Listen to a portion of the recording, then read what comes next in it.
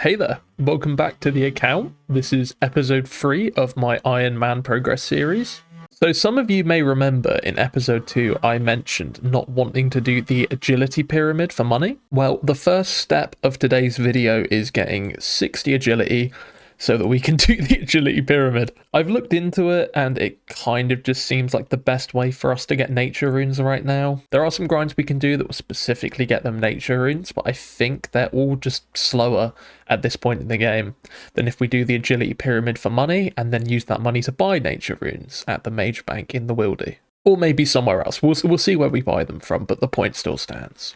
So I'm in Falador so that we can get up to 60 agility, which is recommended for the pyramid, although you can start at 45. And then I'm going to grind that out for a bit until we have a nice little cash stack. But first we have something kind of exciting. I have had 2 crystal keys sat in my bank for this entire series now. We got them from the Temporos grind. In the caskets you can get the halves of the keys. And I kind of completely forgot that that was one of the things we got from that grind. So to start off this episode with something a bit more exciting than jumping right into the agility pyramid, we are going to run right up to Tavali and open up the crystal chest. Now I don't even really know what's on the loot table for the crystal chest, to be honest, but I suppose we're going to find out when I open this bad boy up a couple times. Now I think it's in this house upstairs that we need to go. Okay, so I think this is the crystal chest here downstairs. So without further ado, let's just crack this bad boy open. So in our first one, we got an uncut dragonstone. I think those are worth quite a bit of money if we remain. That is crazy, 16k, okay. And we got a spinach roll, which is slightly less exciting. And now we've got one more key, so let's see what we get from this. Another dragonstone. Okay, so not particularly useful for us right now, but I think we can probably turn that into some jewellery or something like that down the line, which might be a little bit more worth the trouble. So now I'm just going to run back to Falador and we're going to start up the agility grind. So I just checked out the wiki, and apparently with these we can make combat bracelets, but it requires like 74 crafting and pretty high magic skill. Now a combat bracelet could be good for our glove slot here early on, but I feel like with such a high crafting requirement, we might just get Barrow's gloves before we even get a chance to make one. I guess we'll have to find out. But for now, I am just going to run over and get started on our agility grind. This is becoming somewhat of a staple of the series, but I guess that's just how it is with agility in the early game. So episode 2 has been out for a little bit now. I released it last night. And some guy called Bark of the Phoenix has commented mentioning that actually since the magic rebalance, all of our spells do the same damage within the same tier. So all of the strikes do the same damage as the highest one we have unlocked. Which means we could have just cast Wind Strike and saved quite a lot of runes doing our combat grind. Now, I wasn't playing the game during magic rebalance, so I didn't look into that at all, and I'm a little bit gutted about that. Whatever, I suppose you live and you learn. But if we ever do a combat grind again, that would be something to keep in mind. So just to reiterate for anyone who hasn't seen the second episode or hasn't seen it in a little moment, the general goal that we've got right now is to use Superheat item to do a mining, smithing and magic freeway little grind thing. And to do that, we're going to need nature runes. So I'm getting my agility up so we can make some money at the agility pyramid and buy some nature runes. That's the first thing I want to get done in this video today. So we only need to get 3 levels to head over to the agility pyramid. You can actually start it quite a bit earlier, but I want to get 60 agility because that's when it becomes a bit more viable to do. And besides, I've been meaning to finish up the Falador rooftop course since last episode anyway. Now there's one thing I'd like to address early in this video, and that is how regularly are these videos going to be coming out. Now I want to keep these videos around the same length. I want to keep them north of the hour mark on average. That's maybe not always going to be the case, you know, maybe we'll dip down to 50 minutes sometimes. But I want these to be longer form videos, mainly because I just like longer form videos myself when I'm watching YouTube. The downside to that though is that sometimes it might take me a little bit longer to get one of these videos out. Ideally, I think we can and probably will get videos out at least every 2 weeks. But that's not always going to be 100% consistent, and I'm not going to rush to get a half-assed video out. I plan to keep putting a lot of my spare time into this series, as I have been for these past 2 episodes, But how much spare time I have will change from week to week. Sometimes I'll be really busy with work and doing things with my girlfriend and family obligations, and other times I might get a ton of time and I'll be able to push out videos a bit quicker. Oh, level 58 agility, lovely. So I just got back from work, but it was a bit of a quiet one today, so I was doing my agility on mobile during my shift. So I've decided to swap back to Canifis for the next 2 levels, almost only 1 level left. So that we can hopefully get enough marks of grace for the full graceful outfit before we go do the agility pyramid. If we don't get it before 60, I'm kind of tempted to go to Sea's Village just for a little bit until we can get full graceful, because I feel like having that will be just really good for the agility grind. Okay, so I grabbed 59 agility yesterday while watching some TV with my girlfriend. And both at her house and at work today, I've managed to get a 66 point... Oh my god, that's perfectly 2/3 until I went up there. 2/3 of the way through the last level of agility we'll be doing here in Mauritania, which is level 60. I've also just swapped our Windows cursor to be the old wonky one. I don't know why, there's just something about playing this game specifically with this weird old cursor that just feels correct, you know? Now, I'm still quite determined to get full graceful before we move to the agility pyramid, but as of right now, we have 47 marks of grace and we need 130 to finish the set. So I think it's looking like we're going to head over to the Sea's Village course after we're done here and grind out a couple more levels until we can get all the marks we need. Obviously, we're doing quite a bit of agility just throughout this series so far, but I kind of feel like I'm front loading it presently. It's obviously not the most exciting thing to hop into right at the start of an account, but we can kind of get out the way. By the time I've got full graceful, I might be, I'm not sure, around 64, I think. And that's enough agility to treat us really quite well for a good little chunk of time on the account. I'm choosing to see it as kind of getting something that we're going to want anyway out of the way now, before we move on to more interesting grinds. Plus the fact that we're currently training this to do the agility pyramid eventually, and that will allow us to have more money for runes and just training methods in general is pretty exciting. I suppose that's the beautiful thing about RuneScape, is even if a grind is kind of uninteresting, it's going to be opening doors to you that are going to be quite a bit more fun. Even just clicking these little click boxes for like hours at a time, I know it's going to pay off in the long run, so I don't mind. Though I'm sure when I inevitably go for 99 agility, I will be thinking very differently. That's a good ways away though for now, so we'll just not think about that for now. And just like that, that's big level 60, which now means I need to head over to Sea's Village to continue the agility grind. So I just grabbed a lore rune and my air staff because I was going to treat myself to a little teleport to Camelot, as we're hopefully going to have quite a few lore runes before too long, only to clock that we are 1 level short, where is it, of the Camelot teleport with 44 and it requires 45, so that is a little bit sad. So I think our best method will be to teleport to Ardoin with our Ardy Cloak and then run to Port Khazard and take the charter ship to... Oh my god, what's it called? I'm having a Catherby. I was having a massive a massive brain lag moment there. So we're just going to run over here and try and board a ship. I'm pretty sure there's a charter ship to Catherby. Also, on second thought, we could have just used the trawler teleport, the minigame teleport, but I don't think it matters very much. If we click here, yes, we can chart to Catherby.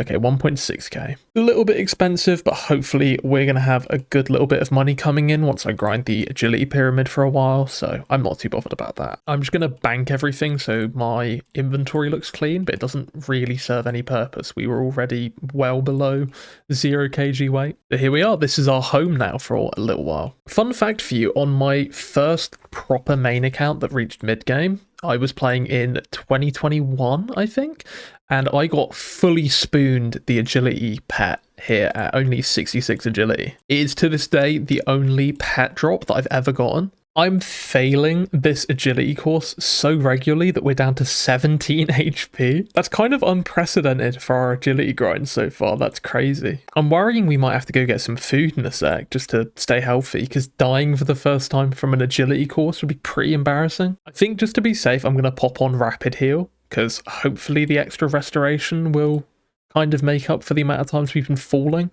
In case anyone's wondering about my prayer menu, by the way, I have it organized for my main in a way that I think feels nice for PVM. It looks utterly insane right now because we don't have very many prayers, but I promise that once we start getting into the mid game, you'll probably start to understand why I have it laid out like this. Though I am well aware for the time being, it just looks a little bit mental. Even with the rapid heal, I'm at 12 HP right now. The early 60s here are way rougher than I remember. And that's 61 agility. It's starting to take a little under an hour for us to get a single level up. I'm just grabbing some kind of trashy foods just to fill up a little bit. Honestly, the XP rates aren't too bad. What I'm more miffed about is how few marks of grace we're getting right now. I do really want that full graceful set, but it's looking like it might take me a little while to get it. So I've looked into it, and apparently I'm both wrong and right on feeling like the grace spawns, the marks of grace spawns, were better before. I'd forgotten that it actually scales with your Kandarin diary. You get, I think, 5% more per tier that you complete.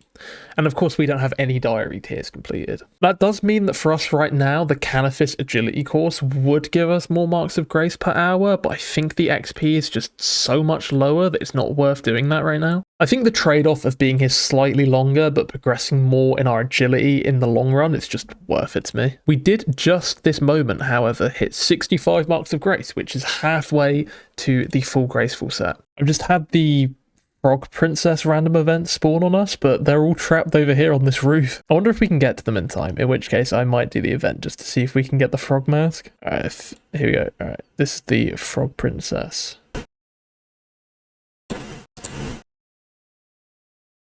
Wait, I am now a frog. I don't remember this being a thing. We're a little frog guy. Wait, I've never seen this. Is this new? I've never seen this before. How do we leave? Yes, I'd like to leave now, please. We didn't even get a frog token. Okay.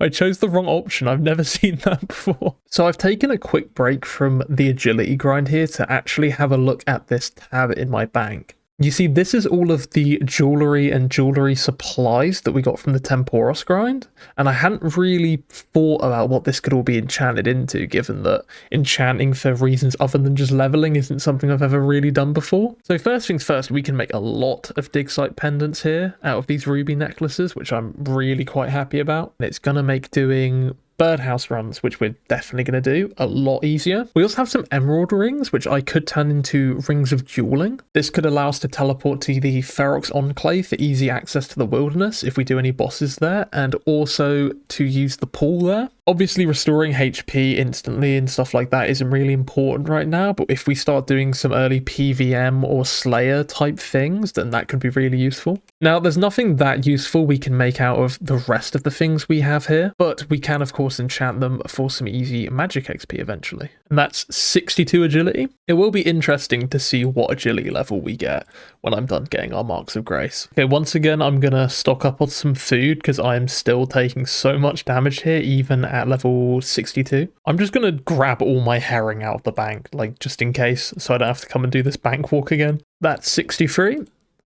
Okay, and that's level 64. We're still at 98 marks though, so I need 32 more. So my initial assessment that we'll get to about 94 before finishing this grind might not be correct. I think we might get 95 potentially, depending on how the marks of grace spawn treats me. I guess we'll find out with time though. So despite what I was saying earlier, I have decided to go back to the Canifis rooftops. This grind in Seer's Village is just getting a little bit boring, and I kind of want it to be done. I don't want to dedicate like an entire 2 days of my life to just one grind, as I don't have a ton of time to play. And I'm really excited to get moving on some of the other things I have planned for the account right now. So we're just going to get our last 32 marks up in Canifis, and then we can move on. We have gotten all the way from Varrock to Canifis without running out of run energy, which is really dope.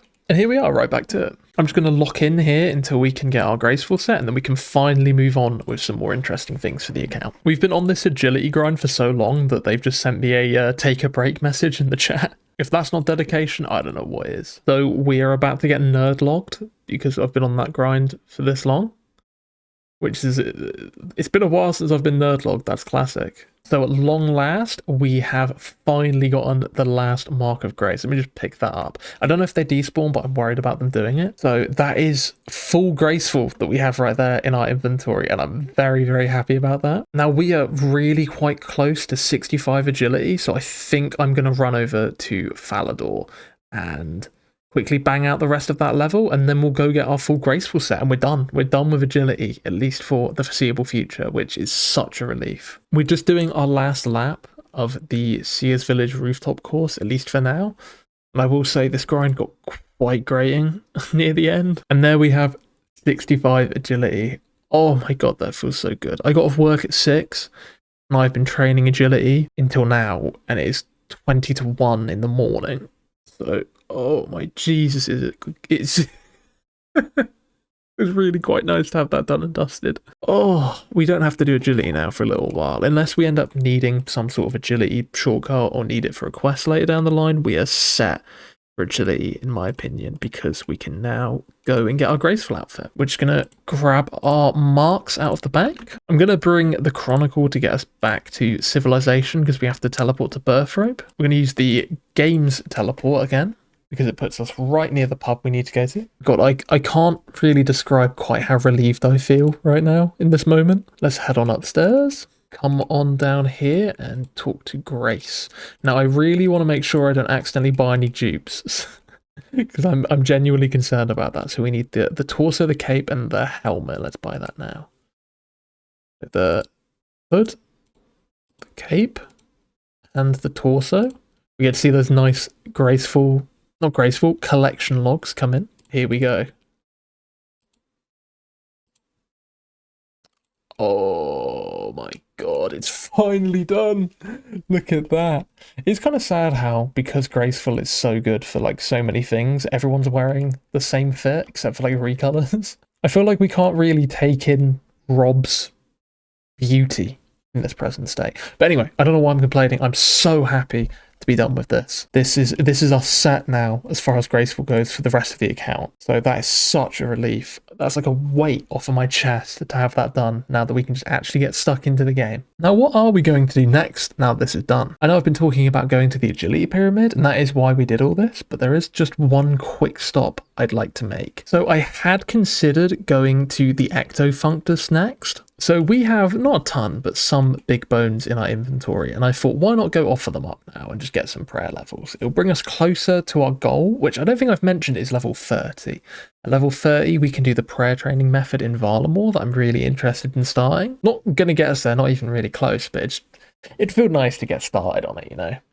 And we can also do a quest, because we've been really lacking on actually getting quests done, given that I want to get the quest cape at some point. We can go and do Ghosts Ahoy. So we're going to go head over to Mortania and knock both of those things out pretty much, you know, at the same time. But that's my problem for tomorrow. For now, I'm going to bed. And then we will actually start progressing towards Guardians of the Rift. I do plan to do that, I promise. Good morning, everyone. Let's go do Ghost Ahoy. I've literally just woken up, so if my commentary sounds a bit weird, that'll be why. So we need to gather up a few things for the quest. Firstly, I'm going to use the Lumbridge home teleport so we can go get some milk from the dairy cow. We need to make up a nettle tea with some milk. So I'm going to try and grab some bits for that. Now we just need to run over to the cow over here. So we're just going to milk the dairy cow. And I've also realised we can run to Al-Kharid to quickly grab some buckets and pots for the Ectofunctus. Oh no!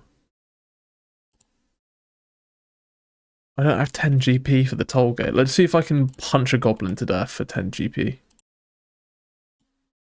Nope. Okay, let's run back to the bank. I kind of should get Prince Ali rescue done before too long so we don't have to pay for the gate. I keep forgetting that's a thing. Alright, so now we're actually in Al-Kharid. I need to find the discount wares shop.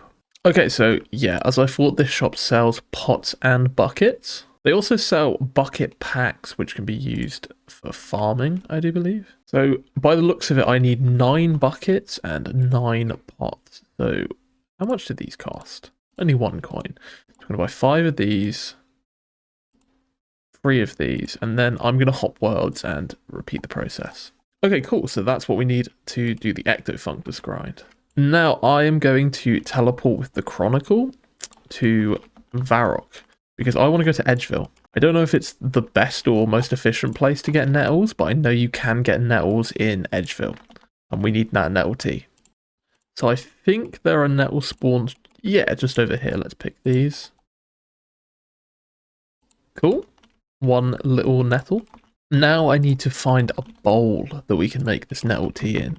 Apparently one spawns in Lumbridge, so I could have done with grabbing that then. It's alright though, I'm just going to head to the Varrock General Store and pick one up there. Okay, so we're at the Varrock General Store, and yes, we can buy one bowl, lovely. Also, there's apparently an archery shop in Varrock. I think this is it here that we can go to. And here, we can hopefully buy the oak longbow that we need for this quest. How much do they cost? 160 coins. That's alright. There we go, oak longbow acquired. Now I'm just going to fill up our bowl with water. And I believe that's everything we need for the nettle tea. I do need somewhere to cook it though, and I don't know where the ranges are in Varrock. Apparently there's one up in the castle, so I'm going to go try that. Okay, so can we cook on this oven? Yes, we can. Now we have a bowl of hot water. Okay, that's not correct. Whoops. All right, let's try this again. I need to combine the nettles and the water first, if I remember correctly. So there we go. We have nettle water. I need to make sure not to drink it. Now we have nettle tea. And I do believe we can combine our bucket of milk with the nettle tea before the quest even starts. I'm just going to do that now. Make the nettle tea how we need it. I'm also just going to swap the left click to use on this, just so there's no chance of me accidentally left clicking it and having to grab all of that again. Now the last thing we need, which I kind of forgot about, is we need some silk. And probably the best place for that is going to be Ardoin. So let's just run over to the bank and grab our Ardy cloak. Let's just use our teleport. So we can steal silk here in Ardoin, but it requires level 20 thieving, which we don't have. But I do think that we can steal from the baker's stall at level 19 thieving. So I'm just going to steal from the baker's stall for one level up and then steal some silk, I think. We're just going to run over here. This is the classic spot. Okay, so we can steal from here. I was somewhat worried that I would get here and we wouldn't actually be able to steal from this stall and that I'd just have to like go back and get silk some other way. This is taking surprisingly high APM as I have a bunch of inventory space that I can't use. But we just got level 20 thieving, so that's us all done anyway. So now I can run over to the silk stall over here. Now I don't know if there's a safe spot from the guards for this stall, but I'm just going to try it on. I got caught. Ah, and yes, I am getting jumped by the guards. I don't know how long it takes this guy to de-aggro, or if his aggro even works like that. No, apparently it doesn't. But maybe I can world hop right now? Okay, I can. Cool. Let's try that again. Okay, that didn't work either. Oh, I got caught again. I have no idea what the success rate for this is like with 20 thieving. Not looking very good so far. Okay, it's failed again. So I'm just going to keep doing this until we get a successful attempt. Oh, so I didn't realise that there's actually 2 stalls here, and this one seems quite a bit easier to steal from. Okay, and that one worked first try. Sick. So that's our silk that we need as well sorted. So now we have pretty much everything we're going to need for the whole quest. One thing that I don't have is the dyes, but I can't be asked to make 9 dyes and carry them with me when we could just wait and see what dyes we need. So what we're going to do is we're going to charter ship down to Port Phasmatus, and I'm going to quickly bang out an inventory of bones at the ectofunctus just to get some ecto tokens to start off, and then hopefully I should be able to get through the barrier consistently and we can just go to the bank and get the gear we actually need for the quest, because I think we have everything in our bank now. Let's just chart over here. 4,100 coins is a bit steep though, Jesus. Now can I actually leave the energy barrier? Yes, I can. I was kind of worried I'd need ecto tokens to even get out of there. So now I need to run downstairs and get some buckets full of slime. I think this is going to be our prayer training method until 30 when I unlock the Varlamore prayer training method.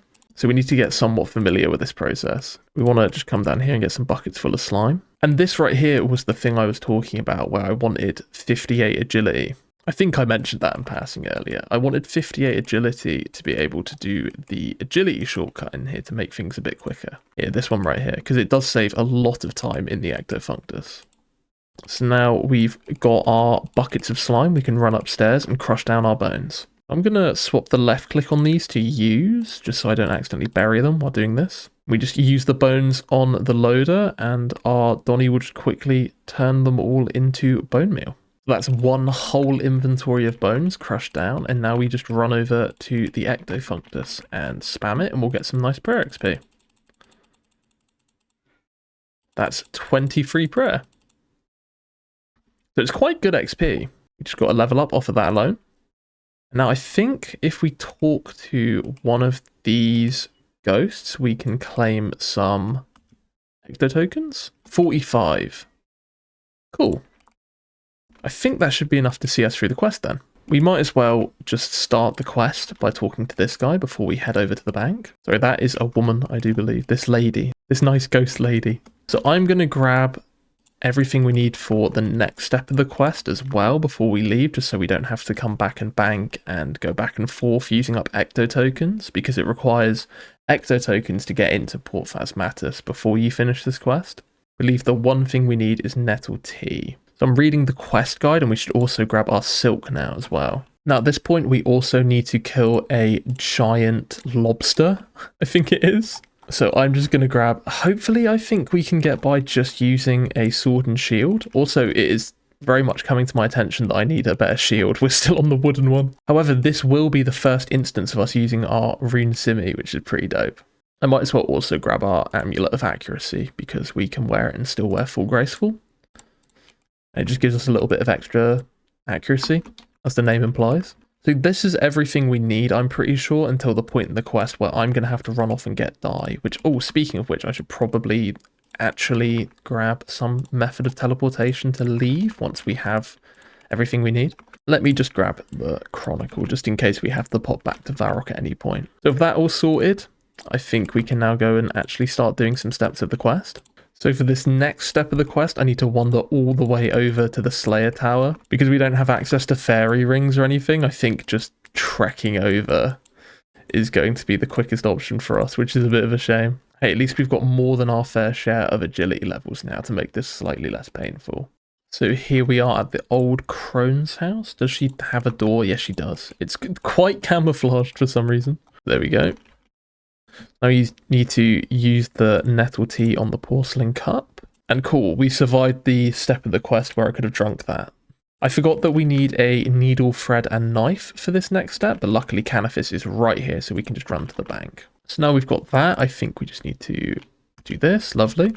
And now we need to head to a random ass ship all the way over here to work out what dyes we need. So we've made it to the ship and now I think we're about to fight the giant lobster. I'm just assuming we can beat him without any food or anything. I guess if worst comes to worst, I'll just have to run back to the bank, but hopefully that won't be necessary. I'm just gonna turn on all of the prayers just to be extra safe. It's actually looking a little bit dicey. I might have to TP out. Ooh, a 6 hit. That's very promising, and 2 in a row. Oh, okay, we just completely low-diffed him at the end there. Sick. Now we can just open this chest. We find a map. So now we just need to come up here and we can work out all the colours that we need. So we need a purple dye, yellow dye, and red. I'm just going to write a note of that down so I don't forget. So now we need to swan off and try and work out how to make all of these dyes up before we come back.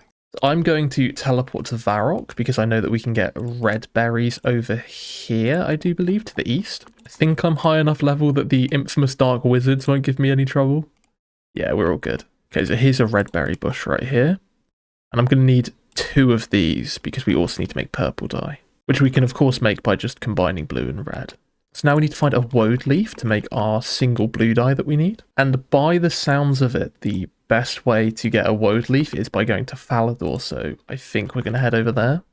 And I think once again I am going to treat myself to a little Falador teleport. Here we go. Grab those bits and TP over.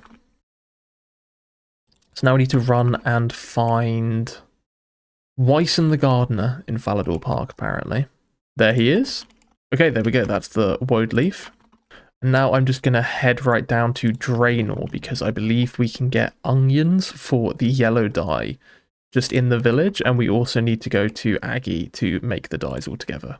So where are the onions? I do believe there's a field where I can pick them here somewhere. Okay, so I've just had the awful realization I was thinking of potatoes. But apparently Fred the farmer should have some onions for me to pick, luckily. And he's just over here north of Lumbridge. So if I work out how to actually get out to his... How do I get in there? Oh, there's a gate on the outside. I was trying to go through his back door, but it doesn't exist. Alright, so now let's just pick some onions. There we go. And I think that should be everything. So now we can just run over to Aggie and make all of the dyes that we need. So now I need to work out how we actually make dye. Oh, we just need to go through the dialogue. So we're going to need 2 red dye. Oh no. Wait. Oh no, I didn't pay enough attention to the wiki. Oh my god, that is... I'm so livid. We actually need multiples of all of these ingredients, and I didn't realise. That's such a massive rookie mistake. We're going to have to go and grab everything all over again. Jesus Christ. A few moments later. So at long last, let's head over to Aggie and see if she can get us right. So can you make some dyes for me, please? I would like a red dye. Oh, cool. And we can make multiple at once. So that's quite handy. Now we just need to make a blue dye and a yellow dye as well. Finally, let's just make our blue dye so we can make a purple one. And I think that's us all done.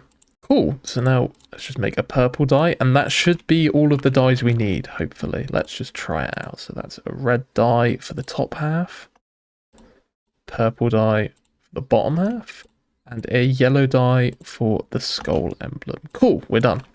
Now we need to get back to Port Phasmatus, and I think the easiest way is just going to be to face tank the charter ship cost. There's only 1.3k coins from here. I guess it's distance based for the cost. I never knew that. Now it's time to waddle all the way back over to the ship, which actually isn't too far away from Port Phasmatus, so that's not too bad. Now the great thing about doing this quest is that it will give us an ectophile, which will allow us really easy transport over here. I'm sure we're going to get some mileage out of that in the long term, and also it's going to get us some prayer XP. So if we pop in here and talk to the old man, that should be us done with this leg of the quest. Alright, so now we get to do this weird little agility segment, which I kind of forgot about. I'm failing these quite a lot and taking damage with each jump.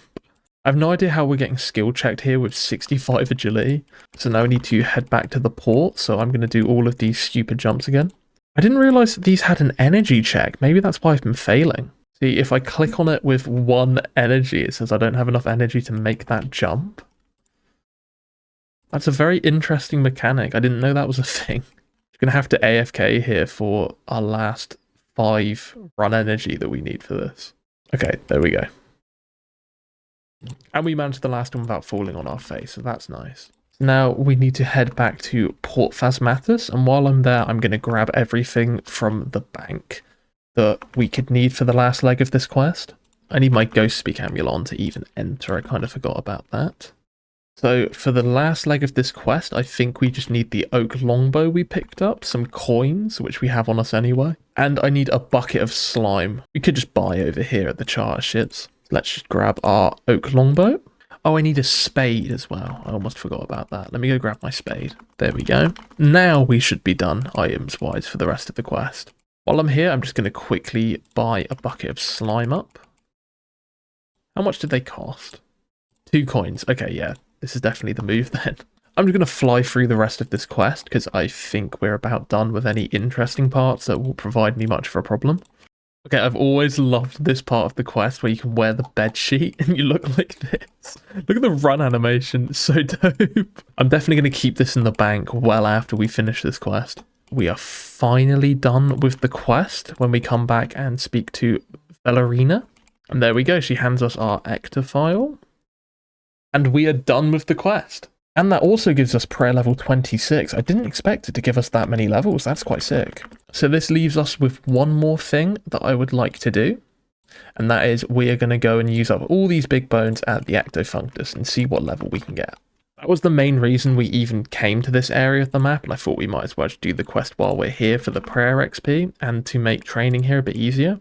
Now, the lovely thing about having done that quest is we can just ectofile up from downstairs after we've got our slime.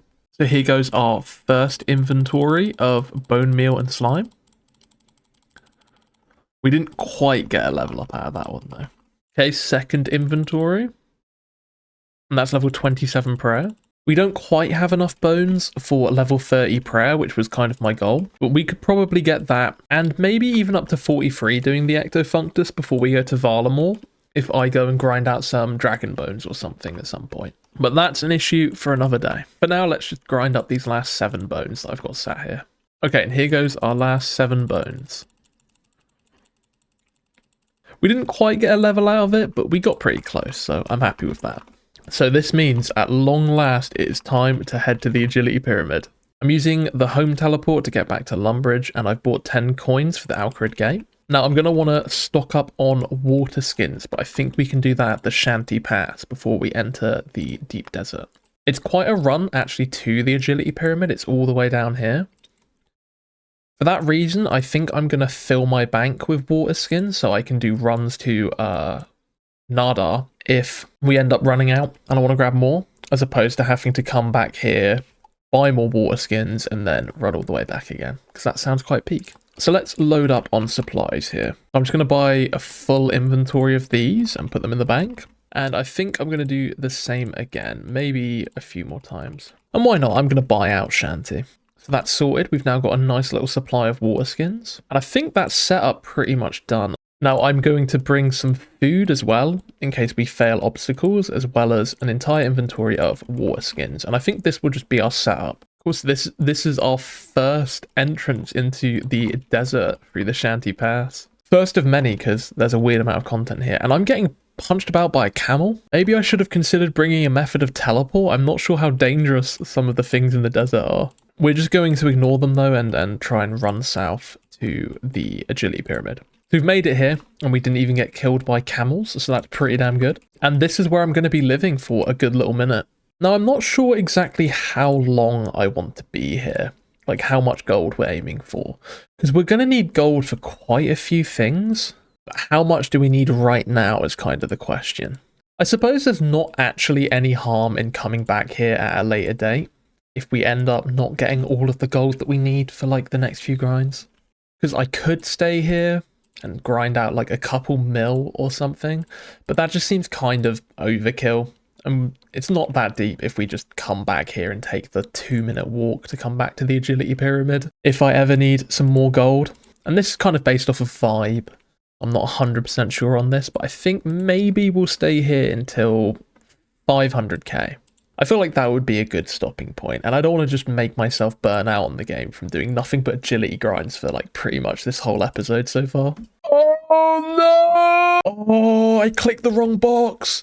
We finally got to the top of the pyramid and I forgot to grab the thing. Oh, that's so sad. Oh, I need to make some changes. I need to get back up to the top. I need to get back up to the top and then work out some way to like prevent myself from doing that. I'm kind of absent-mindedly clicking right now. Okay, so I've made it back to the top. I need to not click the doorway. Hold on, I'm going to swap the left click to walk here. Hopefully that means that it won't let me go in unless I right click. I don't know if that's how it actually works though. But we got the pyramid top. Let me left click. No, that doesn't work, but whatever. I can just use half a brain. It's not that deep. Let me go and give this to Simon Templeton then. I'm going to do them one at a time. I know some people like to stack them, but they are quite heavy, and because we've got the water skins we can't actually spare much run energy. So there we go, that's our first 10k made at the agility pyramid. It's going to take a good little minute to get the gold we need, but whatever. It's going to open up a lot of things in the game, both directly and indirectly, having a lot of gold, so it's all good. I'm obviously not going to record a ton of this grind because it's very uninteresting. I'm just going to stop in every now and again and give you little updates. So we just got a random event that's given us a strength potion, which I think is the first potion that we've gotten on the account. So that's kind of cool. So with this pyramid top, we would have just made our first 100k at the agility pyramid. And it didn't really feel like it took too long either, honestly. It's looking like we're also going to get another agility level before I'm done with this grind, which, while obviously isn't the reason I'm doing this, I'm not going to complain about one bit. With this pyramid top, we will be halfway done with this grind already, and it's honestly kind of flown by. It's going a lot quicker than I thought it would. I think I'm going to do a few more laps, and then we're going to quickly go restock on water skins at the bank. Oh, I'm kind of surprised we just got 66 agility. I wasn't expecting it so soon. I'm honestly watching the movie Office Space right now while we play, so I wasn't paying too much attention to how much XP we had left, but that's pretty dope. So now it's time to quickly run over to Nada and grab some more water skins, I think. And then it looks like we'll only need one more inventory to finish off this grind for now. We just got another strength potion pot from Dr. Jekyll as well.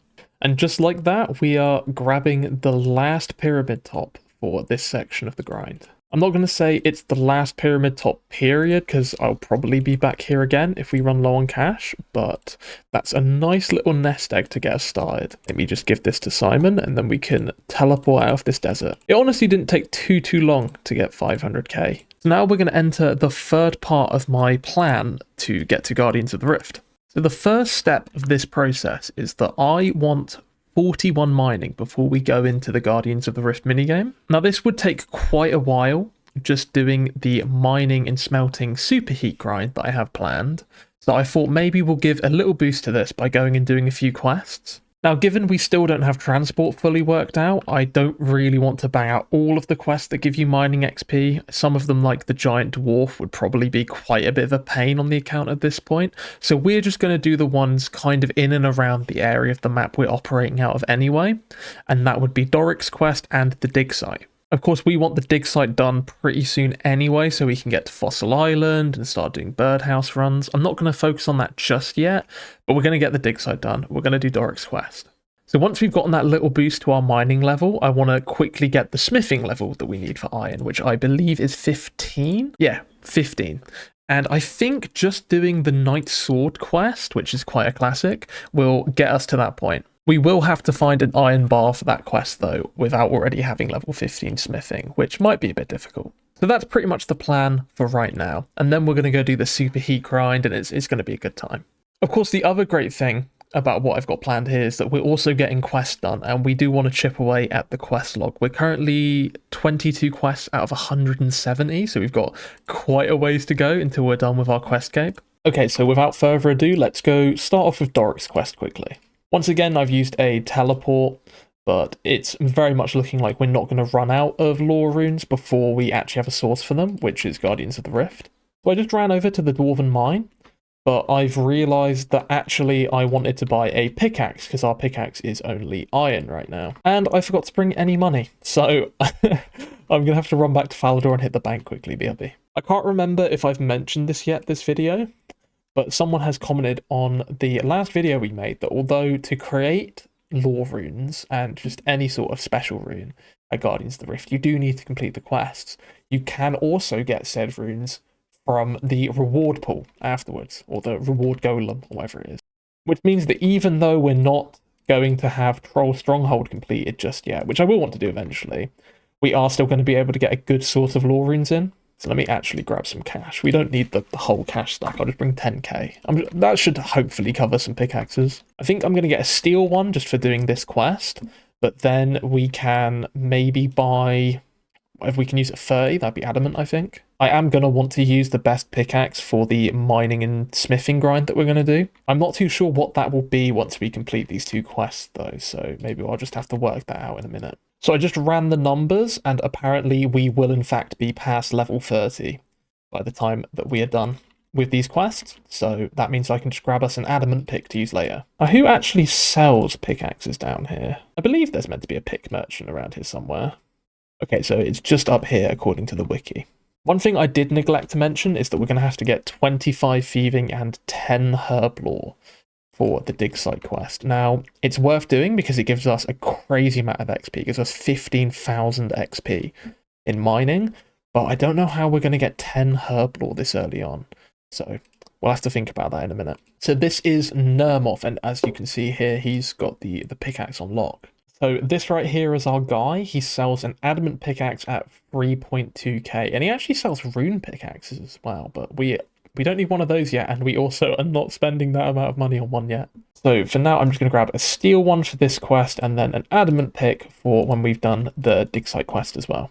So now I am just going to go and mine all of the ores that we need, essentially. To start with, we need 6 clay, so I'm just going to get that first. I kind of forgot how long it takes to mine a node this early into the mining skill. I'm used to like tick clicking the iron ore once you hit the later levels on a main. We did just get level 16 mining off of getting these here. Alright, so that's the 6 clay we need. Now let's just quickly grab 4 copper ore. Alright, that's all the copper. Now let's just run and grab some iron.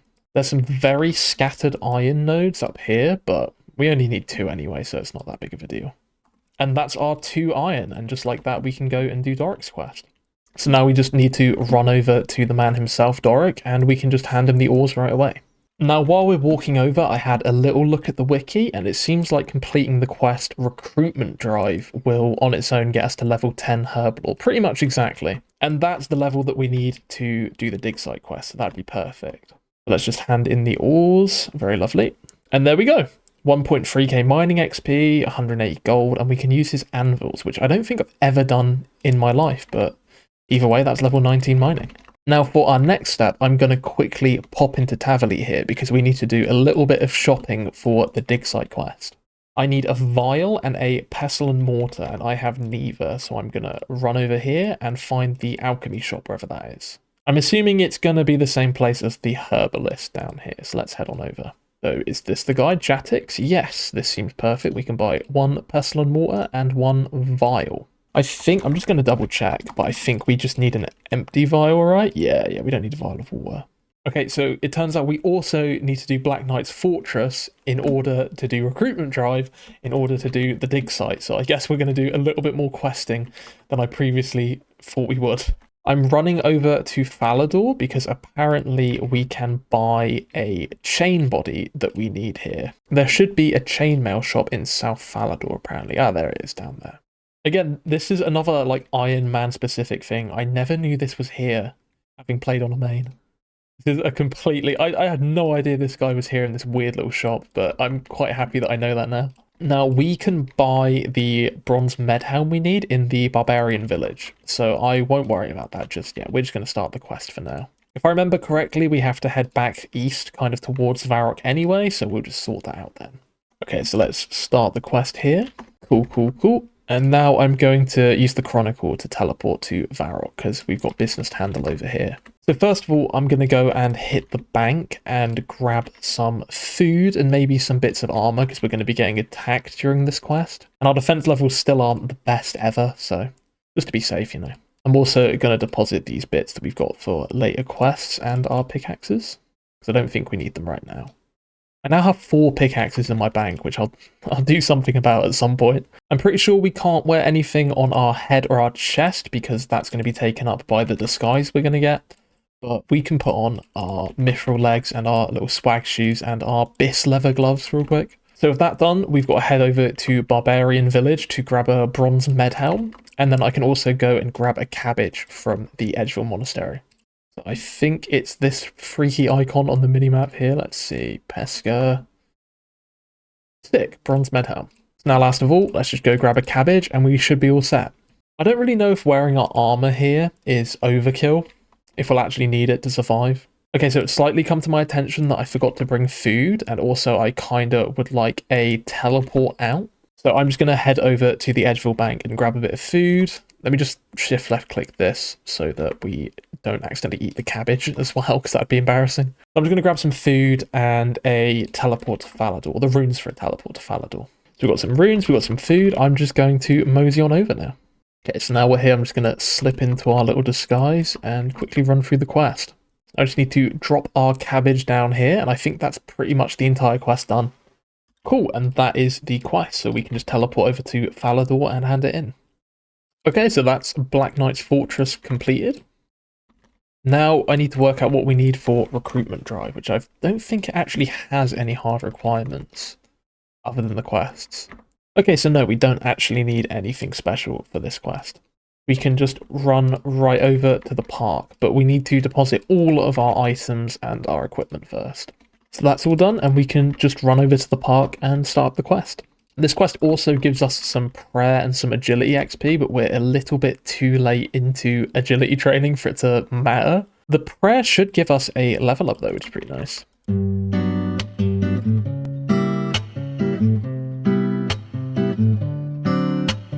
So I need to catch you guys up on some things because my OBS just freaked out and stopped recording for a significant portion of playtime, which is quite annoying. I'm quite sorry about that. I don't know what that was, but you know how it is with OBS sometimes. So we finished recruitment drive. We got the herb law requirement for the dig site. I then went and did the Heziel cult quest for some easy thieving levels and just have the quest done, even though it only gave us 2 levels up to 22. And now I've been steady stealing from the bakery stall up to 25. And we're now at 24, so I've only got 1 level left. That's pretty annoying that it cut out so much of what I've done, but it's not like it was anything particularly interesting. It was just some questing, so we're alright. Okay, and there we go. That is level 25, which means we now have pretty much everything we need to do the dig site quest, other than some rope, which I can go and pick up in Draenor. So it's currently the next day after I filmed that last clip, and I've changed my mind on what I want to do next. The plan to go and do dig site and then continue along my list of ideas to get us to Guardians of the Rift is still the same. However, I think first I'd like to go and do Lost City and Fairy Tale Part 1 so that we can unlock the fairy rings. I've realised we've got enough lore runes to do those quests fairly easily, I think, and it seems kind of dumb to just sit on the little amount of lore runes we have when we're about to make so much more Guardians of the Rift. Now, to do the Lost City quest, which is of course a requirement for Fairy Tale Part 1, we need 36 woodcutting. I honestly couldn't tell you why, but I love woodcutting. For some reason, when I think of skills in RuneScape and non-combat skilling, woodcutting is just what my mind goes to, and it's always been that way. I think even before I played the game. It just is weirdly iconic to me. So once again, I just grabbed my Staff of Air and my lore rune so that I can teleport to Camelot, because we're going to go chop oaks at the Seer's Village Bank, and I have once again forgotten that I don't have that unlocked. I'm 1 level off. There's not really any easy teleports nearby either, so I think we're just going to have to sprint up. But we're in Ardoyne anyway, which is fairly close, so it's all good. Now we're going to be stuck with the steel axe for quite a little bit of time, because it seems that getting axes is weirdly peak. For some reason, the only shop location for both mithril and adamant axes is in the woodcutting guild, which you can't enter until you're level 60. That kind of seems a bit stupid, because why would you need a mithril axe when you're already level 60? But I don't know. I guess we're just going to have to stick to our trusty steel axe for the entirety of this grind up to level 36 woodcutting. I don't know if people do forestry on the oak trees, but I'm going to hop to a forestry world just to find out, because that would get us a little bit of extra XP and some anima bark, which would be really nice. It doesn't look like there are many people training oaks here on the forestry world, but I'm just going to stay here anyway.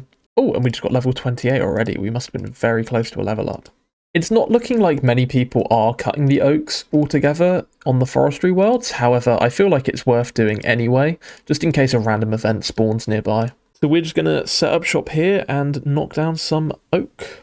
I've also just realised I forgot to bank my graceful cape when I swapped to my forestry kit, which is embarrassing. We'll bank that in a minute because I'm going to bank these oak logs. I don't really know what I plan to do with these oak logs, but the bank is right there, so I don't see why not. So I'm just going to show this once, you know what I'm doing. I'm just grabbing a full inventory of oak. As you can see, I just got that now. We're going to run over to the bank and just pop it all right in the bank. Then I'm going to run back to the oaks and we're just going to rinse and repeat. Now at level 30 we can pop down to Draenor and cut yews, where we will be able to get more involved with the forestry things, as it's quite a common spot. So we are going to do that at level 30, but until then I'm just going to lonely cut my little oaks and chill. And that's level 29. I've had quite a hectic day in the real world, so just sitting here clicking my trees chilling is actually quite a nice little vibe, I can't lie to you. And just like that, that's level 30 already. Oh, it was willow trees that we can cut, not yews, my mistake. But we're going to go to Draenor Village and cut willows now. It only took just over 2 inventories as well to get those levels. It was nice and quick, actually. So I've just used our Lumbridge home teleport to get back down towards Draenor, and we're just going to sprint on over, because that's kind of our best option right now. So this right here is our home now. As you can see, it's a lot more popping than the oaks were. Now I'm quite excited to be starting up the forestry grind, because I feel like there's quite a lot of really useful things in the Freaky Forester's shop for the anima bark we get from this. There's a lot of things I didn't really pay attention to as a main, but now as an Ironman, it seems really interesting. For example, you can get a log basket or bag, I'm not sure, which will allow us to carry more logs before having to run to a bank. Now obviously when I was a main and I would just drop the logs, that didn't mean anything to me, but that actually sounds pretty sick as of right now. Anyway, as for now, we're just going to chop some willows and wait and see if we can get any forestry events. We've got a good number of people here chopping the trees, so hopefully it won't take super long. I just added willow logs to our ignored ground items, by the way, just so we don't have to read willow logs everywhere the whole time we're doing this. And that's level 31. This is quite a lot slower than the oaks were. I think we really could do with an axe upgrade, but I can't be asked to go and farm mob drops just for this one grind for 6 levels. It just seems kind of pointless. So if we come back to wood cutting at a later date, I will probably put some time into getting some better axes, but for now, this is just going to be it. It's going to be a little bit slow. That's our first inventory of willow oaks done as well, which is very nice. Oh, at long last, we have gotten a spawn. So we're just going to do this little forestry event for as long as we can. Farm us up some nice XP and some anima bark. And just like that, we got level 33 woodcutting from that event. We got a nice little chunk of XP and I think some good anima bark. Oh, and we just got a bird's nest as well. Oh, we just got another bird nest spawn. Very lovely. And we got a cheeky emerald ring out of that. And there's level 34. Only 2 more left until we can go and do crafting, I guess is the next move. Now, we only need 31 crafting, I believe. Let me double check. Yeah, it's 31 crafting that we need, which would probably be quite easy to get. I haven't exactly decided what method we're going to use yet. I'm quite unfamiliar with crafting, to be honest with you. It's definitely one of the ones that I just kind of trained next to the GE on my main account, but I'm sure we can work a little something out. So I accidentally left-clicked on a dark wizard trying to reclaim my spot here, so that's interesting. I didn't even get loot from it because I'm an Ironman and someone else had already hit it. So we've just got another forestry spawn. It's the one we have to combo the bits together. I don't really remember how it works. D1, G3, people are saying. Apparently it's DMG, cool. Now we just need to repeatedly make this combination of little bits, feed the guy, and it's a beautiful life. Oh my god, we got a lot of XP from that. We just hit level 35 off of that forestry event. Very lovely. I was already impressed by the amount of XP we were getting just throughout the task, and then once it finished, we got so much. That puts us halfway through to our last level, 36. And just like that, that's level 36. Kind of makes me sad to be leaving the woodcutting grind. I find it so chill just to sit and chop trees down. I'm sure we'll have to do it again soon though, don't worry. So I'm just waiting for our Lumbridge home teleport because I have a plan over in Lumbridge. One thing I'm very eager to do is to have access to the Savannah fairy ring. So down here on Varlamore, we can take a fairy ring here and it puts us in a very good location because not far from here we can run to the shore and we can train sand crabs. Now these are apparently a lot less populated than the crabs on Fossil Island, and I'm going to start trying to integrate some AFK training into this account. I'm probably not even going to record a lot of the AFK combat training that we do or any AFK training that we do. I mean, it's not exactly fun to watch, you know, but I was just thinking that I spend a lot of time where I want to get some progress in on the account, but I'm doing other things or I'm eating, or I just don't want to put my full attention into the account.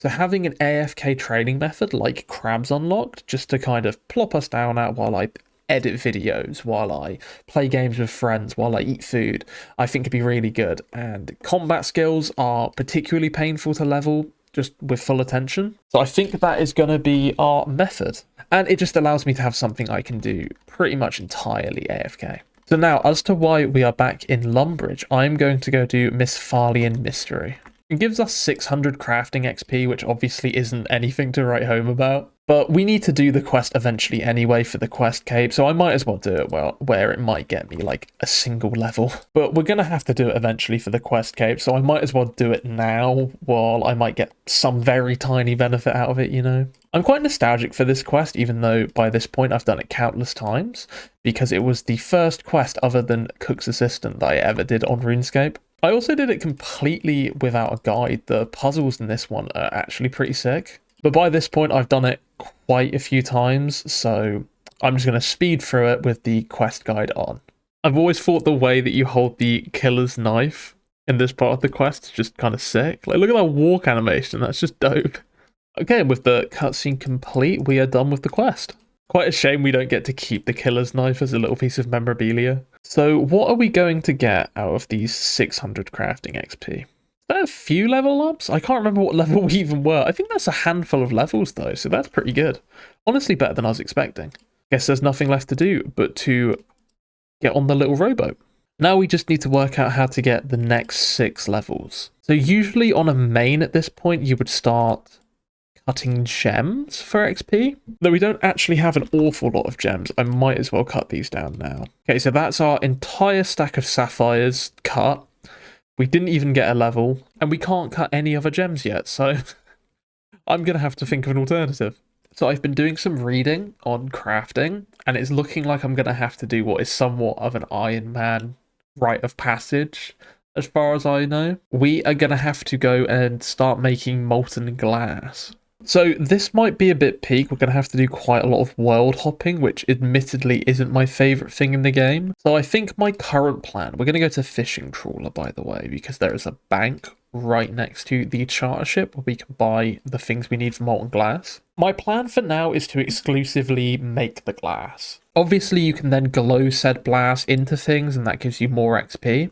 However, this early in the game, the things that we can blow don't actually offer that much more XP than just the creation of the glass anyway. It means we're going to have to make more now, but in the long run, maybe I can get some level ups through quests and stuff, and then we can get more value out of the inventories that we get now, you know? So the first world that I've hopped to, we are sold out of pretty much everything on both traders, so that's a very lovely start. I'm going to pick up a glass blowing pipe now as well, because I don't have one yet, and we'll need it later, even though I'm not going to be doing any glass blowing just yet.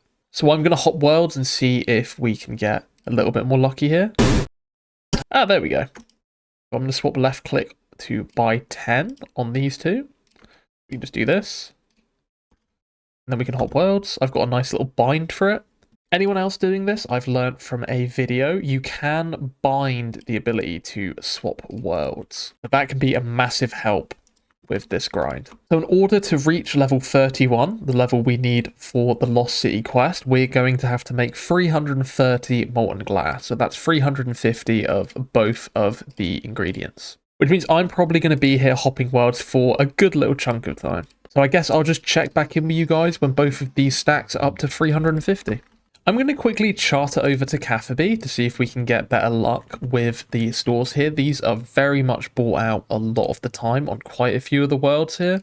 I suppose thanks to the minigame teleport, this is probably a bit of a hot spot. See here, there's a bit more of a run to a bank, but if we can actually get stock, then I think that's worth it. Already it's looking good for the soda-ass, but the buckets of sand, not so much. I'm just running to the bank with an inventory of components, and there's just a random crash star here. I've never once actually done the Crash Star event, so maybe we'll do that at some point when we need mining levels later on. So after like 20 minutes of hopping about, we finally have all of the soda ash and buckets of sand that we need. So now I'm just going to grab our Chronicle and we're going to head over to Edgeville, because I think Edgeville has the closest furnace to any bank that we can access, at least right now. That grind was slightly tedious, but it was also low effort enough that I could just throw on some YouTube and chill, so I didn't hate it, I won't lie to you. I do find world hopping to be a bit lame though. It doesn't really feel like an actual feature of the game, even though it is, if that makes sense. Like, it feels oddly kind of cheesy and unsatisfying. I couldn't even really tell you why. Like, this isn't a criticism or anything. I just don't personally like world hopping very much at all. So what we're going to do now is we're going to turn off roofs like this. And then I'm just going to come into my bank and we can grab 14 of these, 14 of these, And then we just head over to the furnace and we can smelt our molten glass. And I'm just going to do this until level 31. That's level 26 though to start off. So I'm just going to run back and forth, do a bunch of inventories of this molten glass, and then we should be ready to do Lost Sea. And there we go, that's crafting level 31. For some reason, the XP calculator was slightly off, and we actually have a few more inventories we can make of molten glass. I'm just going to bang those out now just to have them done, because we're going to use them for glass blowing eventually, so I don't see any point in not quickly doing that while we're already here. So now that that's done, we can actually get started on the Lost City quest, and luckily we don't actually need any specific items. We just need a knife and an axe, and then some runes for spells, because we're going to Entrana where you can't bring any weapons or anything. So we want Crumble Undead, because it's the best damage spell that we have for the combat we're going to be doing, but we're going to need some runes for that. I have 0 Chaos runes in the bank presently, and we need them. So I'm going to buy a couple of these packs, and then I'm going to buy 4 of the other runes we need for the spell. I'm pretty sure this is going to be total overkill, but as I've said before, buying runes, we're bound to get some use out of them eventually, so I'd rather just be safe than sorry. I'm also going to quickly grab some lore runes so we can teleport off of Entrana when we're done. And with that done, I think we are fully ready for the quest. What is... I don't know what's going on here. Looks to be a multi-box? I don't know what that was. Okay. So we're just going to use our home teleport to get over to Lumbridge to start the quest. And I think right here we've got everything we need. So the quest starts over here in the Lumbridge swamp. So we're just going to sprint on over there. So we start the quest and I'm just going to run through it fairly quickly. I'm glad the quest helper mentioned that the axe is included in weapons you can't bring to Entrana, because I would have fully forgotten that. Luckily, I do believe we can wear Graceful here, though, so hopefully we won't have any trouble with that. So here we are, and yeah, our Graceful is permitted, so that's very, very nice. Now we're down in the dungeon, and I need to kill these zombies until they drop me an axe. I do believe where I'm stood right here is a safe spot. It does seem like this guy can't hit me. One slightly annoying thing is that because we don't have a staff, we can't set an auto spell, so we just kind of have to click for every single cast. So we just got the axe drop, which is very lovely. And now we can run over and start the boss. Kind of forgot there were greater demons here. So we've just got to chop the tree and then run here into the fungus, and we are all good. This is a rather silly thing, but I'm going to turn off show teleport spells for a second, because I've once had it before that I've accidentally clicked on teleport to home while casting Crumble Undead, I mean.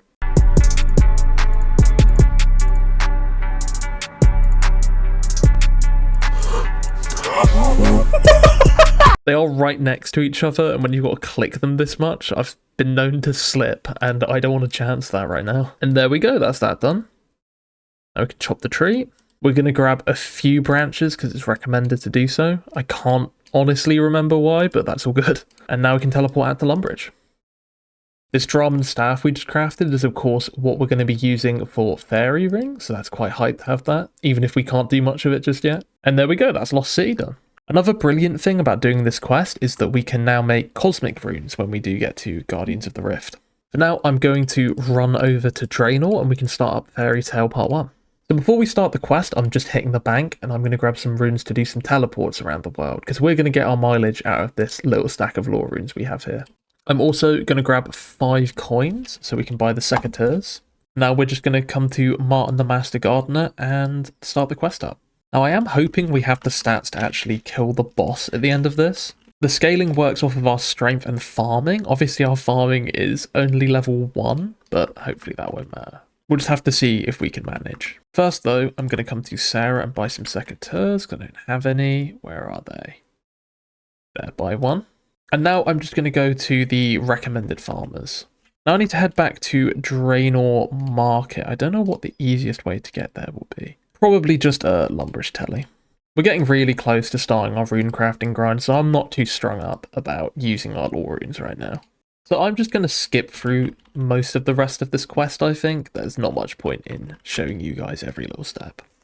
So this is an interesting part of the quest. I need 3 items which are somewhat random. So I need Avanto herb, an irit leaf, and a blue dragon scale. That is quite a difficult lineup, I think. I'm not even sure how we're going to get herbs and stuff as of right now. So I'm going to have to work that out. So I've done a bit of research, and both of the herbs we need require you to be in the 30s of herb lore to clean, which obviously we can't do. Which means we're going to have to run all the way down to the desert to get our herbs cleaned for us in Nada, which is interesting. We also need like 50 farming to be able to farm those two, so we're going to have to do some scuffed shit here. So now I need to choose some sort of mob that we can farm for these herb drops. Now, although the drop rate is somewhat garbage, it's looking like our best option is to head over to Alcarid and kill the Alcarid warriors.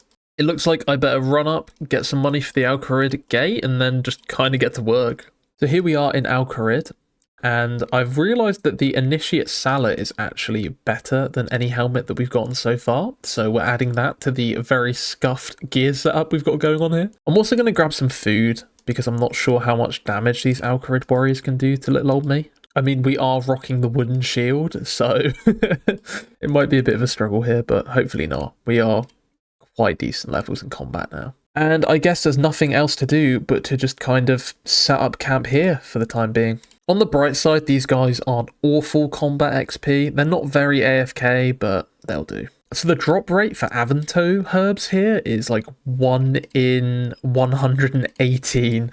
So we're probably going to be here for a little while. My plan right now is just to kill these guys with defense style until we get up to level 30 defense and can start using adamant gear. And then I'm just going to pump some strength XP. Because everyone loves strength XP. So we've already gone from level 27 to level 30 defense. So I'm swapping over to training strength now. I talk about my two main accounts that I created, but I've played on accounts before that, just never really having gotten to the mid game. I'm back when I was a free-to-play player, all the way back in like 2018 to 2020.